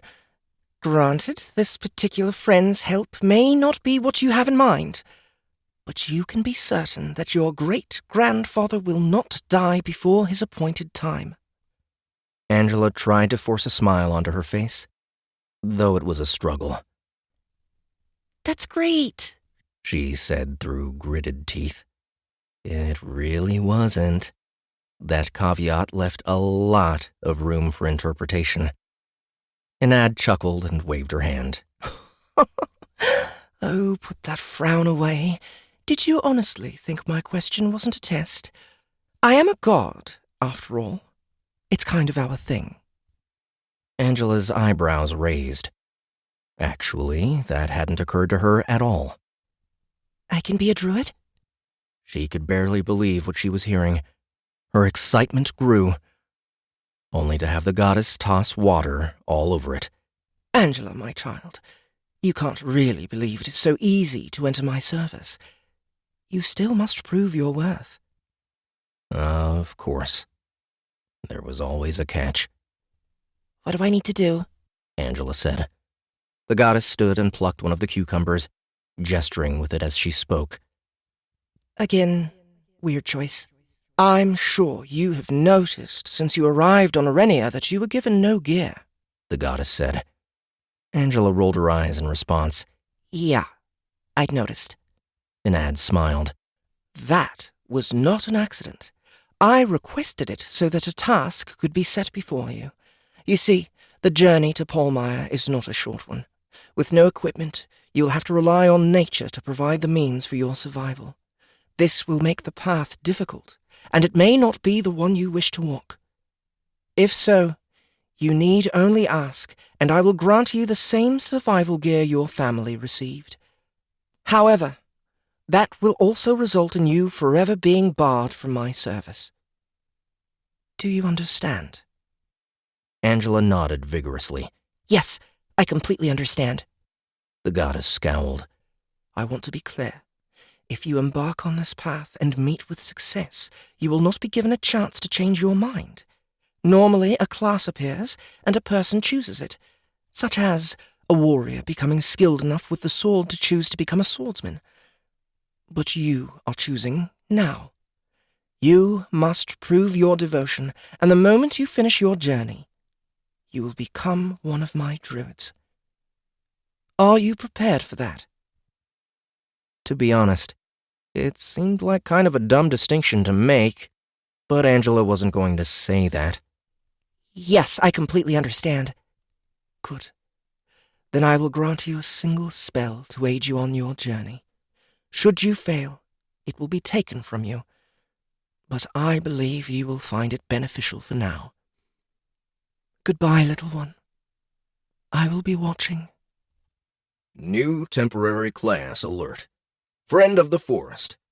You have been granted the temporary class Friend of the Forest. Satisfy Enad's requirements if you wish to become a druid. But are you really sure this is what you want? You are now capable of using druidic magic. Class quest assigned. Get to Polmire. Make your way to Polmire using nothing but the items you arrived with and whatever you can find in nature. Caution. Raising the ire of Enad through mistreatment of her domain will result in automatic quest failure. Reward for success? XP. Earn the Druid class. Penalty for failure. Loss of the opportunity to become a Druid. This opportunity can never be regained. The world around Angela faded, but the dimming did nothing to stifle her enthusiasm. Until she woke up, still in her broken body and lying on the forest floor. Angela screamed, pain once again shooting through her every nerve. Wood chips and berry juice flew from her mouth as she once again struggled to keep from throwing up. Seriously? She moaned. This was just the worst. No, don't focus on the negative, Angela thought to herself. The goddess wouldn't have put her back here if there wasn't a way out. She had to focus on the positive, like the fact that she was now on the path to becoming a druid. And more importantly, she may even have found a way to help her great-grandpa survive. Because one thing was for sure, an old man in this world would need all the help he could get.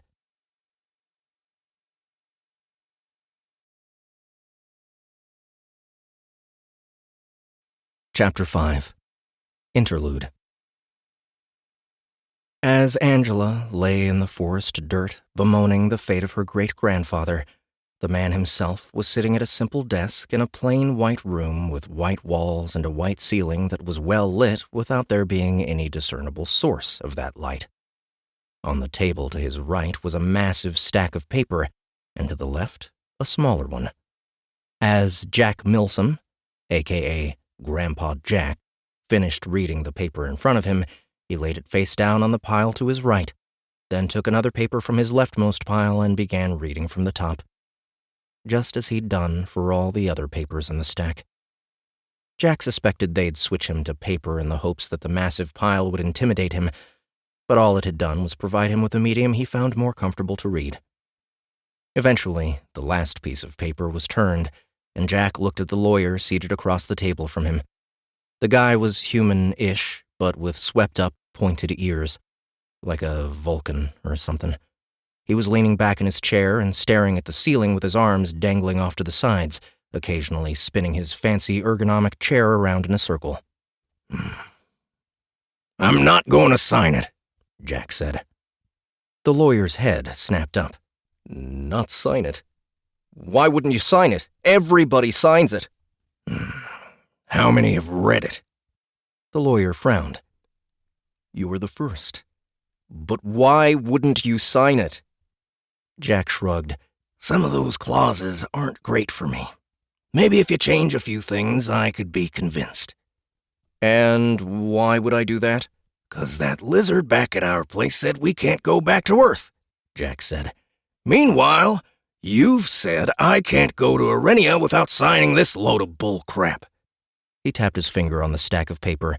From what I've seen about how this place operates, you got a lot of rules. I don't think you can just kill me. So now you're in a catch-22. What do you do with an old fart that you can't send back, but who won't agree to move forward?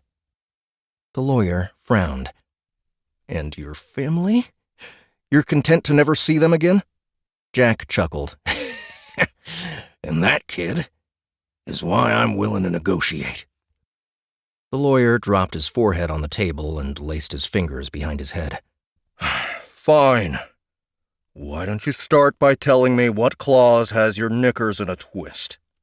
Jack leaned his withered frame forward and banged on the table with his fist, shocking the lawyer into raising his head and looking Jack in the eye. Don't give me any of that crap, Jack snapped. This isn't some random whim. I've got a family down there that I love more than you've probably loved anything in your life, and the last thing I want is to be a damned burden to them. But from what I can tell, you're about to stick me on a world without a stitch of modern medicine. I'll be damned if I'm going to spend my waning years blind and living in some hut until I die of a heart attack when I could have at least gotten cataract surgery and a triple bypass on Earth. Are you serious? The lawyer said. You're ancient for a human. Even if someone on Earth was going to make an effort to try and prolong your life, Arenia has clerics, magical healing. It's far superior to anything your Earth doctors could provide. Yeah? How much do they cost? The lawyer grimaced. Look, I don't want to make anyone's life harder. Even yours. Impertinent little shit you may be. But this old man has lost a wife and a daughter to cancer, and his granddaughter is the same age those fine women were when they died. Twice now, I've been forced to pick up the pieces, and if it happens again, all I want is to have enough energy to get the family through that tragedy before I'm gone. You're sending us to a hard place. The last thing they need is to do it without a rudder. My granddaughter is that rudder, and if anything happens to her, they'll need it to be me.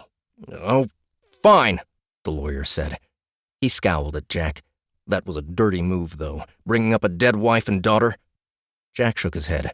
The truth is never a dirty move. Good thing you went into farming and not law, the lawyer muttered. He cracked his knuckles and picked up his pen. The best I can do is a clause that exempts you from the physiological effects of old age. Keeps your eyesight up to snuff, prevent you from throwing your back out, that kind of thing. If you were hoping for some sort of fountain of youth or a head start on leveling, you can forget it. Quite frankly, your family has been a complete nightmare for all of us, and the last thing I want is for Carl's stink to rub off on me. The quicker I get you out of here, the quicker I can distance myself from the whole affair. Capiche? Jack had no idea who Carl was, but spending the rest of his remaining years without the indignities of old age sounded perfect. Hell, it had been 15 years since he'd slept without a diaper on. That alone was worth the price of admission. All right. You hand that over, and if it makes sense, I'll sign it. The lawyer promptly grabbed the last page of the contract and scribbled away. Every letter glowed oddly as it was written, giving off a faint hum in the process. When he was done, he spun the page around for Jack to read. Article 275, Amendment to Starting Status. 275.01, Amendment to Starting Status. The transferee shall receive a trait titled Well-Aged which exempts the transferee from any physical conditions associated with the deterioration of old age as designated in Section 142.68a and 142.68b, the progression of which is outlined in Appendix Q, for the duration of this life and subsequent spawned lives, until such a time as spawned lives expire or the transferee reaches the natural limit of their species' lifespan and is returned to a newbie state upon respawn, should any lives be remaining at the moment of natural death. From a layman's point of view, Jack couldn't see anything wrong with the wording, so he picked up the proffered pen and signed at the bottom of the page. The lawyer let out a sigh of relief. Thank you, Mr. Milsom. Enjoy your new life. The room vanished, and Jack rocketed toward the planet that now glowed brightly beneath him. Jack put his hands on his hips and frowned, slightly annoyed that they couldn't have teleported him to his starting point. Still, at least this allowed him to observe the planet from an elevated position, so he took the time to get his bearings during the drop. As he drew closer to the surface, Jack could tell that it was either morning or evening at his estimated landing point, although there was no way to know for sure. Too bad it was also clear that his landing point would not be the large town that he'd first spotted, but rather a coastal forest somewhere to the northwest. It figured. These clowns couldn't get anything right. With a grunt, Jack crossed his arms and waited for this so-called adventure to get underway. Chapter 6. Mark. The drop onto Arenia inevitably produced a wild array of reactions from the human experiencing it. Screaming, terror, excitement, laughing, loss of various bodily functions, even cool indifference. As a result, gambling on the drops was a favorite pastime of the observers, and a great deal of money changed hands with every transfer. One particular reaction paid out the largest odds, and that was because it had only ever paid out a handful of times. Today was one of those days, because when Mark came to a sudden and abrupt halt on Arenia's surface, he showed the rarest of reactions. Sadness. Because for Mark, the idea of being smashed into the planet was far preferable to the reality he was facing. Mark sank to his knees, not even looking at his surroundings. His head bent and tears flowed, eventually forcing him to brace his hands against the ground to keep from keeling over. He could feel the cool moss and the root-filled dirt beneath his fingers, but those were outside things. Right now, Mark was living inside his own mind. How long? That was all he could think. When Mark was 12, he had been normal. That's how he thought of it. A lot of doctors tried to tell him not to think in terms of normal and not normal, but that line of thinking never stuck. There was a clear before and after, and if one of those was going to be called normal, it was before. Before a month after his 13th birthday, when he stood up in front of his class for a presentation, and all that came out was a garbled mess. How long until it starts again? He couldn't stop asking himself that question. Withdrawal would be, harsh. You were supposed to gradually titrate your medication down, not go cold turkey. How long until it starts again? No! Mark admonished himself. He had to get past it. What would happen would happen. All the self-pity in the world wasn't going to change anything. Mark chuckled at the irony. He'd just inadvertently quoted his father. No! Mark said out loud this time. He pushed himself up off the ground and shook himself off. Screw this! I am not going to die in the dirt on some strange planet! He needed a plan. Step 1, survive. Long enough to get to Palmyre. Step 2? That was future Mark's problem. Right now, he had to deal with the present, and that meant he needed information. Too bad Angela wasn't here. His sister was probably kicking ass already. Hell, she probably had a horde of woodland animals carrying her across the forest to the family's new home in Palmyre. Okay, Mark said. First things first. Where's my character sheet? As soon as Mark said the words, a black book appeared in the air in front of him. It hovered there, floating, mocking. Mark stared at it with distaste. It looked exactly like the journal he'd been given to track his symptoms when he first got diagnosed. God damn it, Mark muttered. He snatched the book out of midair and flipped it open. Nothing. He flipped forward a few pages.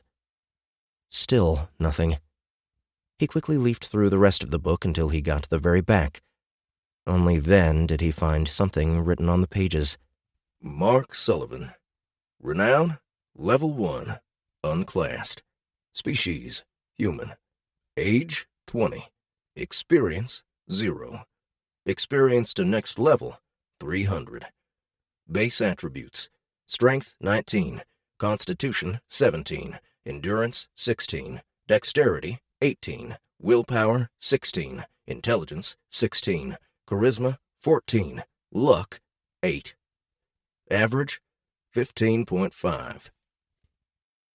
Mark burst out laughing. He laughed so hard that tears streamed down his face. It went on so long that it flirted with hysteria before finally fading to a chuckle. He looked at the sheet again. My luck is an 8. 8! 8! That explains so much. Mark looked at his statistics again. Without a frame of reference, it was tough to tell what the numbers meant, but on a relative basis, he wasn't surprised by anything. He had some of his father's natural strength, albeit with a lanky frame that he inherited from his great-grandfather, and was reasonably coordinated. The lower constitution made sense given how much his farm chores had been curtailed right when he got into his teen years. He hardly wanted a guy who could keel over at any moment running the thresher. As for willpower and intelligence, screw it, they're just numbers. Mark looked around his surroundings, unsure of where he should be heading. Paulmeyer was somewhere to the northwest, but that was a pretty broad scope of direction. His best bet was probably to head in that general direction and hope he found a road to follow the rest of the way. As for the terrain, it was comprised of some sort of thick evergreen with a ground cover of fallen logs and ferns. Not something that would be easy to move through. Much of the light was also blocked out by the high trees, leaving little hope of navigating by the stars. Which sucked because celestial navigation was something Mark could actually do, assuming Arenia had the same stars as Earth, which almost certainly wasn't the case. So maybe that didn't matter after all. Come to think of it, he couldn't even trust that the sun rose in the east and set in the west, but at least using that as a compass point would allow him to stay in the same direction and not walk in circles. And hey, there was a 50-50 chance it was correct, right? Besides, even heading in the wrong direction was better than sitting in the forest doing nothing. As Mark did a quick once-over, he noted that his clothing had been replaced with something more Arenia appropriate, presumably, and he'd also been given a backpack. It was weighed down with supplies, but he couldn't resist seeing just how gamey this world was. Inventory?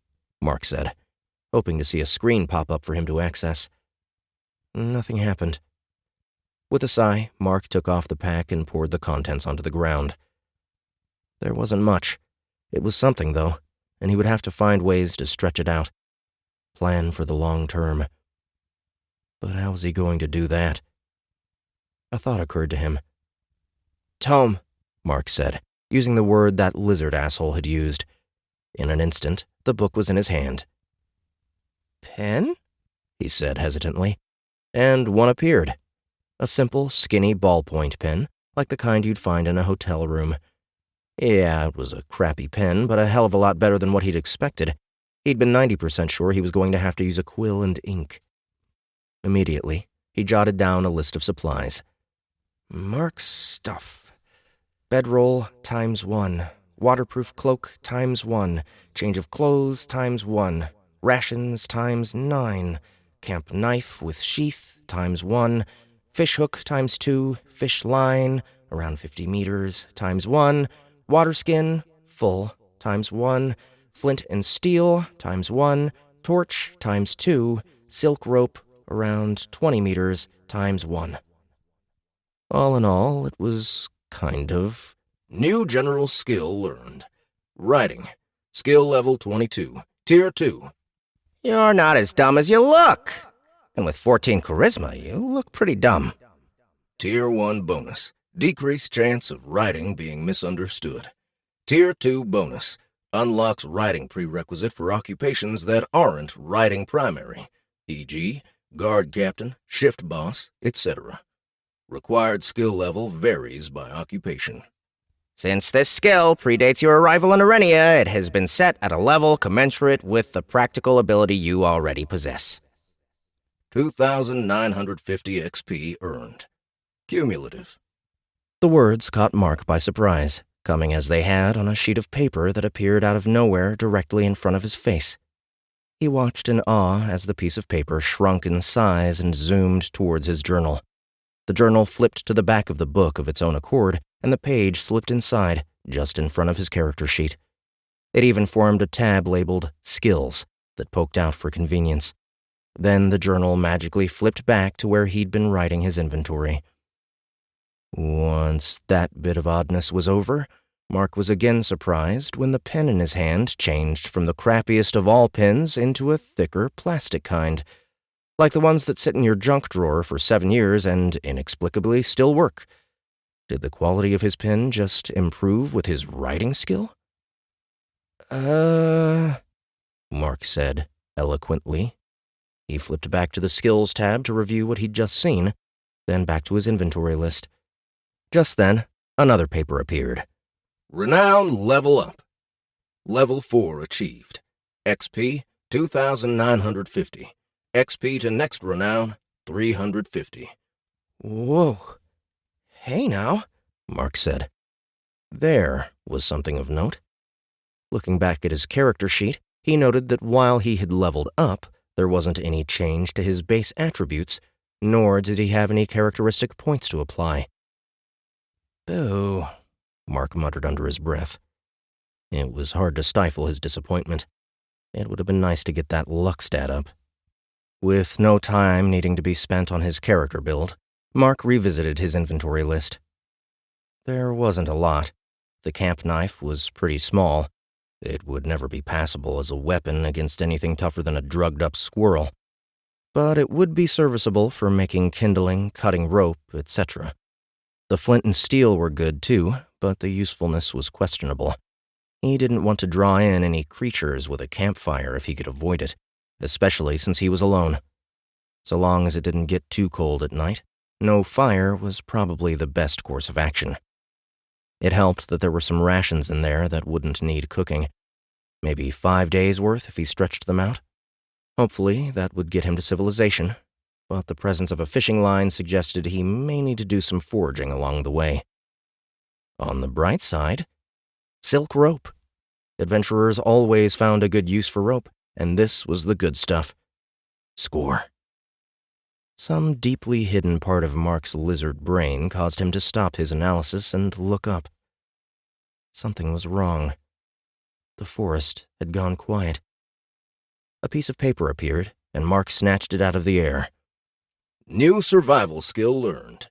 Sense danger. Skill level 1. Tier 0. You can tell when there's a threat nearby, giving you time to react before it's too late. At higher skill levels, anyway. Right now, you'll be lucky if you make it to the end of this sentence. 50 XP earned. Mark tossed the paper aside and frantically jammed everything back into his backpack. He was still trying to make space for the rope when a growling creature emerged from the trees to his right, stealing Mark's attention. His jaw dropped. Mark was used to fantasy games starting with the adventurers fighting rats in a sewer to gain early levels.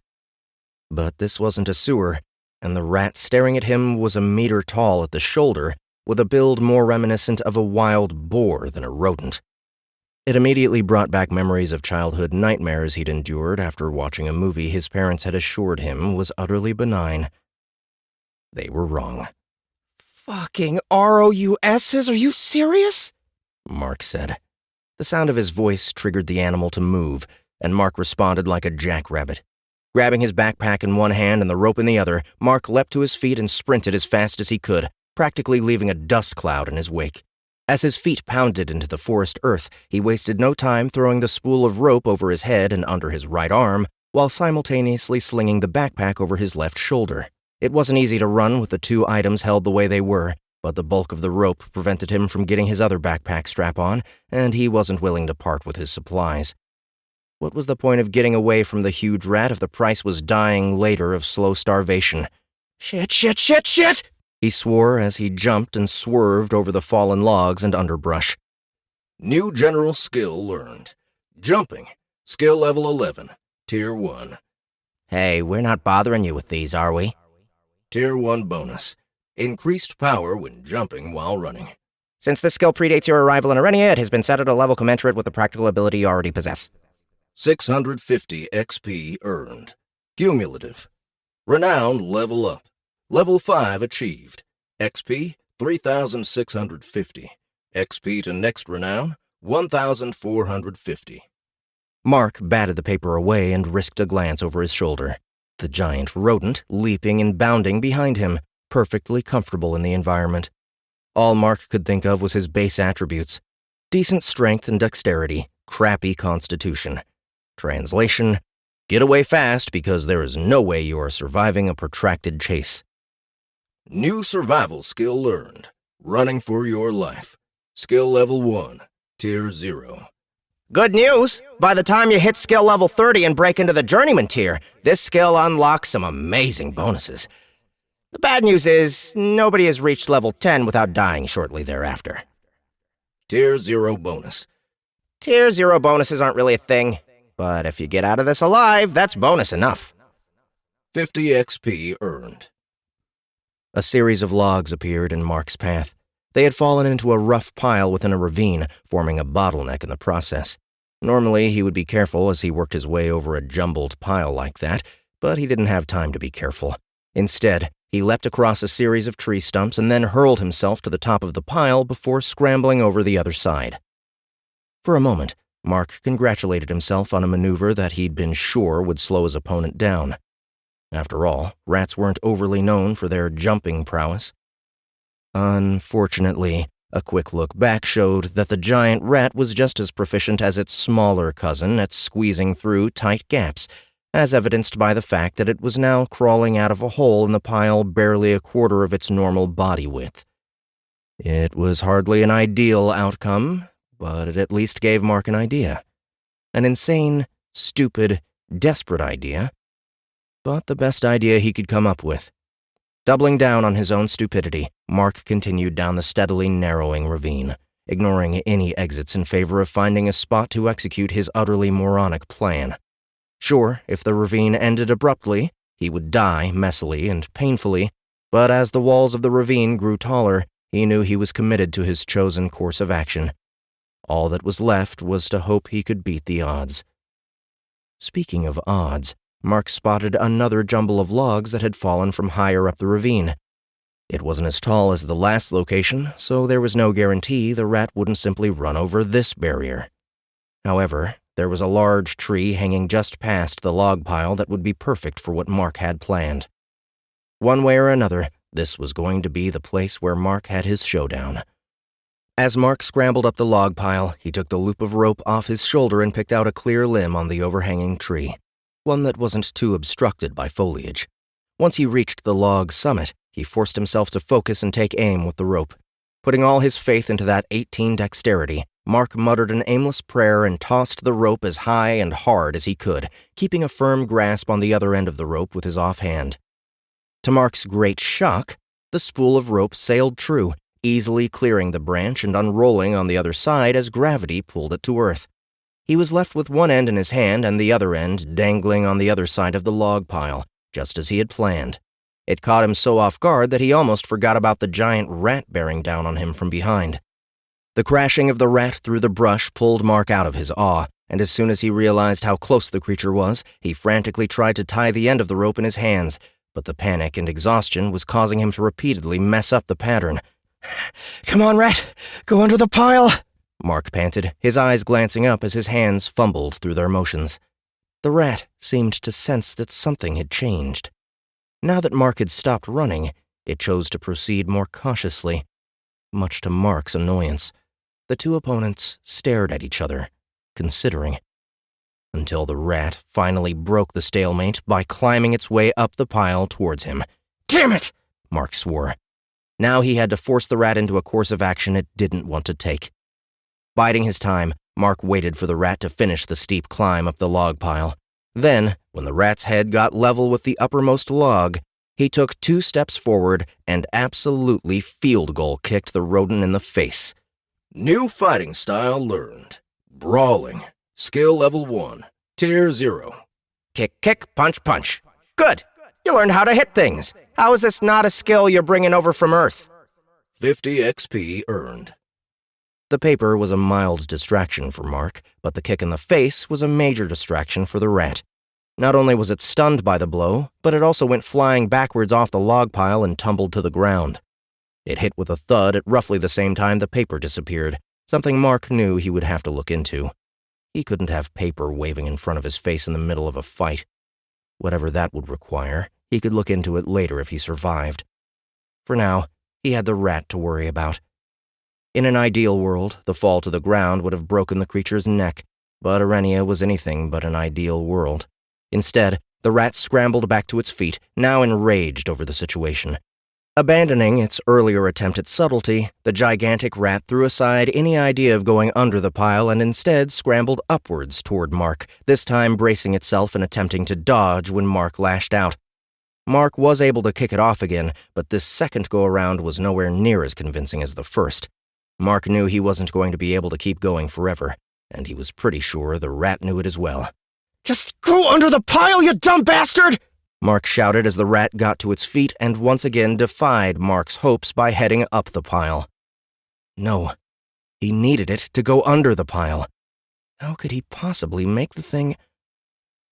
Realization struck. I'm such an idiot, Mark said.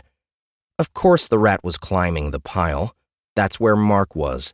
The only way the rat would switch tactics was if it thought Mark had resumed running again. Sure, that would require Mark to jump off the pile and simply wait at the bottom, hoping that the rat went under the pile, all while knowing that if it went over the top, he was going to end up wearing a 90-pound rat as a toque. But staying on top of the pile was a surefire path to dead land. So, not much of a choice, really.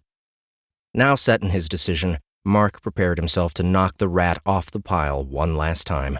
Unfortunately, this time when Mark kicked the creature, it was able to hang on by digging its claws deep into the rotting wood. It glared at him with feral hunger. Are you kidding me? Mark shouted. He started kicking the creature again, but this time the rat's hold was too good. Instead of sliding backwards, it began pulling itself onto the top of the pile. Now frantic that he wouldn't be able to dislodge the beast, Mark tossed the end of the rope he was still holding off the far side of the pile, kicking at the rat like a 6-year-old at a soccer game. For all Mark's efforts, the rat refused to budge, even managing to get one of its hind legs onto the top of the logs. In a burst of panic, Mark changed tactics and charged the rat, ramming into it with his shoulder as he attempted to shove it off the pile.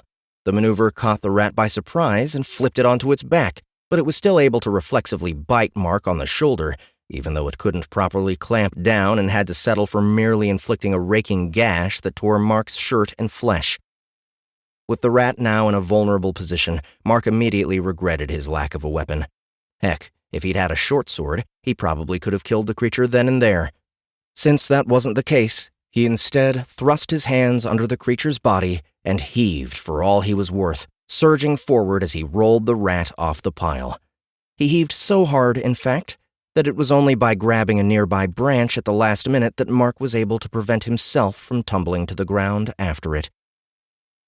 As soon as the immediate intensity of the battle disappeared, Mark became aware of the raking scratches the rat had been able to carve across his chest with its claws, shredding his shirt and leaving him bloody. He didn't have time to think about it, though. Soon the rat would reorient itself, and Mark needed to make a big show out of scrambling down the other side and disappearing from the rat's view.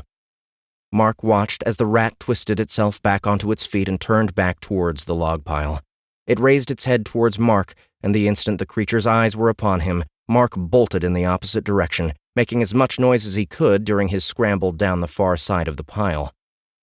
Now, Mark was committed. As soon as his feet hit the ground, he looked for the tree branch with his rope slung over it, spotting it only a couple of meters away. The ends of the rope lay still in the dirt, and Mark ran over, grabbing one of those ends in bloodied hands and forcing them through the motions of making a noose as he ran back to the logs, knowing full well that if the rat came over the pile, he was a dead man. New general skill learned. Rope use. Skill level 6. Tier 0. You do realize that this skill is meant for sailing, setting up tarps, tying down hay bales, things like that? Since this skill predates your arrival in Arenia, it has been set at a level commensurate with the practical ability you already possess. 300 XP earned. Cumulative. Please, please, please, Mark whispered. I know there must be gods here, and if you're listening, I really need that rat to go low, not high. Whether or not a god did reach out to answer his prayers, Mark had no idea. What he did know was that when he next heard from the rat, it was as a scratching sound inside the logs instead of 40 kilos of fire swamp cosplay landing on top of his head. Thanks, boss, Mark whispered skyward before refocusing on the logs. A period of anxious anticipation passed as Mark waited for the dire rat to emerge from the pile. He heard it nearing his position. Then, as soon as the rat's disgusting face emerged from the log pile, Mark lunged at it and threw the noose over the creature's head. For a moment, Mark felt a surge of hope that he could pull off his daring plan. That celebration was short-lived. The instant Mark turned his back to grab the other end of the rope from where it dangled over the tree branch, searing pain shot through his leg, dropping him to the ground like he had been shot. Letting out a scream of agony, Mark turned to see that the rat had plunged its enormous incisors almost completely through the calf of his left leg and was refusing to let go, using Mark's leg to pull itself free of the log pile. No! Mark was too damned close to give up now. With a focus fueled by desperation, he turned his back on the rat and lunged for all he was worth, literally dragging the beast behind him as he stretched to his absolute limits, finally managing to close his hand around the dangling end of the rope, and with it, a chance at survival. There was no time for celebration. The moment Mark stopped pulling away from the rat, it instinctively tried to pull him back towards the hole from which it was emerging. Not surprisingly, that resulted in a hell of a lot of pain for Mark, but it also allowed him to quickly take up all the slack in the rope. As soon as the rope went taut and the rat felt the noose around its neck tighten, it doubled down, biting even harder into Mark's leg. For Mark, though, that changed nothing about the equation. The plan had been simple. Get a rope over a branch, form one end into a noose and loop it around the rat's neck, then haul it into the air until it was dead.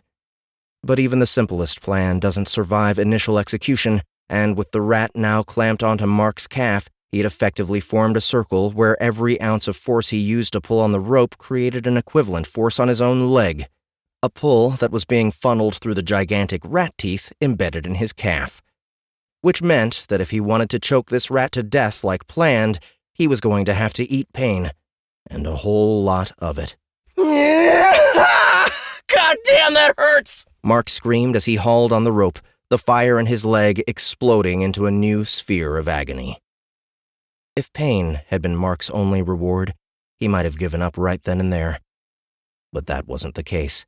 Instead, Mark's pull caused him and the rat to slide across the ground, each pull dragging them through the dirt until they were directly under the branch that was acting as an impromptu pulley. The success of Mark's actions emboldened him to continue, and so he did, soon being rewarded with the feeling of the rat getting hoisted off the ground by the neck. Mark's superior weight kept him on the ground, but the pull of the rope caused the dire rat to begin rising off the ground, its hind legs kicking and scratching as it tried to get free. Mark held firm, though, fully expecting the creature to let go of his leg.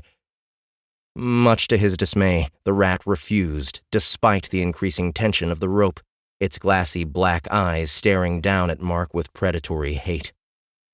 Fury overcame pain, and Mark roared, pulling so hard on the rope that his own body got hoisted into the air along with the rat, the combined weight tearing at the vicious wound in his leg. Constitution +1. Yeesh! What are you planning for an encore? Pulling out your own intestine and choking an egghound to death with it? Mark was oblivious to the reward notice, his focus entirely devoted to his battle with the rat. Come Come on, you bastard! Just admit that you're dead already! He screamed, his body swinging inverted beneath the squirming creature. How long they stayed like that, Mark couldn't say. His arms burned, but with everything it had taken to get to this position, there was no way he was letting go of that rope. Ironically, the only time he did almost let go was when the rat finally released his leg. The broken connection caused Mark to suddenly drop to the ground while the rat was simultaneously yanked higher into the air, resulting in Mark having to scramble to keep his hold on the rope. When his grip was secure again, Mark took a moment to simply lie on the ground, staring at the dire rat above him. As he realized the significance of what had just happened, he began laughing uncontrollably, his tone growing increasingly unhinged. Realizing that he was starting to sound insane, Mark forced himself to focus on the state of the creature hanging from the tree. He watched as it continued in its struggles, but over time those struggles grew gradually weaker until finally, all motion stopped. The rat swung back and forth, unmoving, its swollen tongue dangling out the side of its mouth. Despite those seemingly clear signs, Mark couldn't bring himself to believe that it was indeed dead. You have slain a level 2 dire rat. Congratulations on your first kill since arriving on Arenia. Even if it was very disturbing to watch. 200 XP earned. Good enough for me, Mark said. He moved aside and let go of the rope, the body of the dire rat thudding into the dirt next to him. After staring at the dead beast for a moment, Mark did a quick once-over to evaluate the damage he'd inflicted upon himself. It didn't take long to work out that his leg was going to be a problem. Shit, Mark muttered, staring at the destroyed leg that was still bleeding freely. He had to do something immediately if he wanted to avoid bleeding out. At least it wasn't spraying arterial flow everywhere. There was at least a chance that a compression bandage would be enough to staunch the flow. Fortunately, that was within Mark's range of skill. Looks like the Boy Scouts are going to save my ass twice today, he muttered. Taking the knife out of the backpack, Mark used it to cut off the already shredded pant leg that surrounded his wound, then pulled a clean undershirt out of his backpack to use as wadding. Forming the shirt into a shape that he could tie in position, Mark stuck the cloth on the wound and held it tightly in place as he tied it down firmly with the remains of the pant leg. Mark examined his handiwork and nodded to himself. It wasn't perfection, but it was enough to stop the bleeding. New survival skill learned. Field medicine. Skill level 6. Tier 0. Now you know why most people don't wander around in the woods without healing potions. Note. Tier 3. Journeyman. In this skill requires the profession of barber. Since this skill predates your arrival in Arenia, it has been set at a level commensurate with the practical ability you already possess. 300 XP earned. Cumulative. Ignoring the snarkiness of the pages, Mark noted that this time the paper barely materialized, even though he had full awareness of what was written on it. Perhaps it was a result of his prior thought about the papers being distracting. Mark knew he had to move, but before he could, another page flitted through the periphery of his vision. Luck +1. The odds of you pulling off that fiasco were way, way off the charts. You saw your luck score, right? Why would you even try something like that? Yeah, say it like he had a choice. And now he was exhausted, wounded, and lost. At least, Mark felt a lightness in his head, and his hands fluttered. It was the slightest movement, but it was enough to send him into a panic. His head spun around, searching somewhere, anywhere, for him to hide. He was exposed, out in the elements, and with a large pile of soon-to-be rotting meat on the ground next to him. Where could he go? He needed someplace small enough that he could get in, but nothing larger than that. Mark's eyes snapped to the tiny hole in the log pile the rat had squeezed through. It was barely half the size of a playground tube slide, but he launched into a hobbling run regardless, practically diving inside and attempting to drag himself along by his elbows, desperate to get his whole body inside before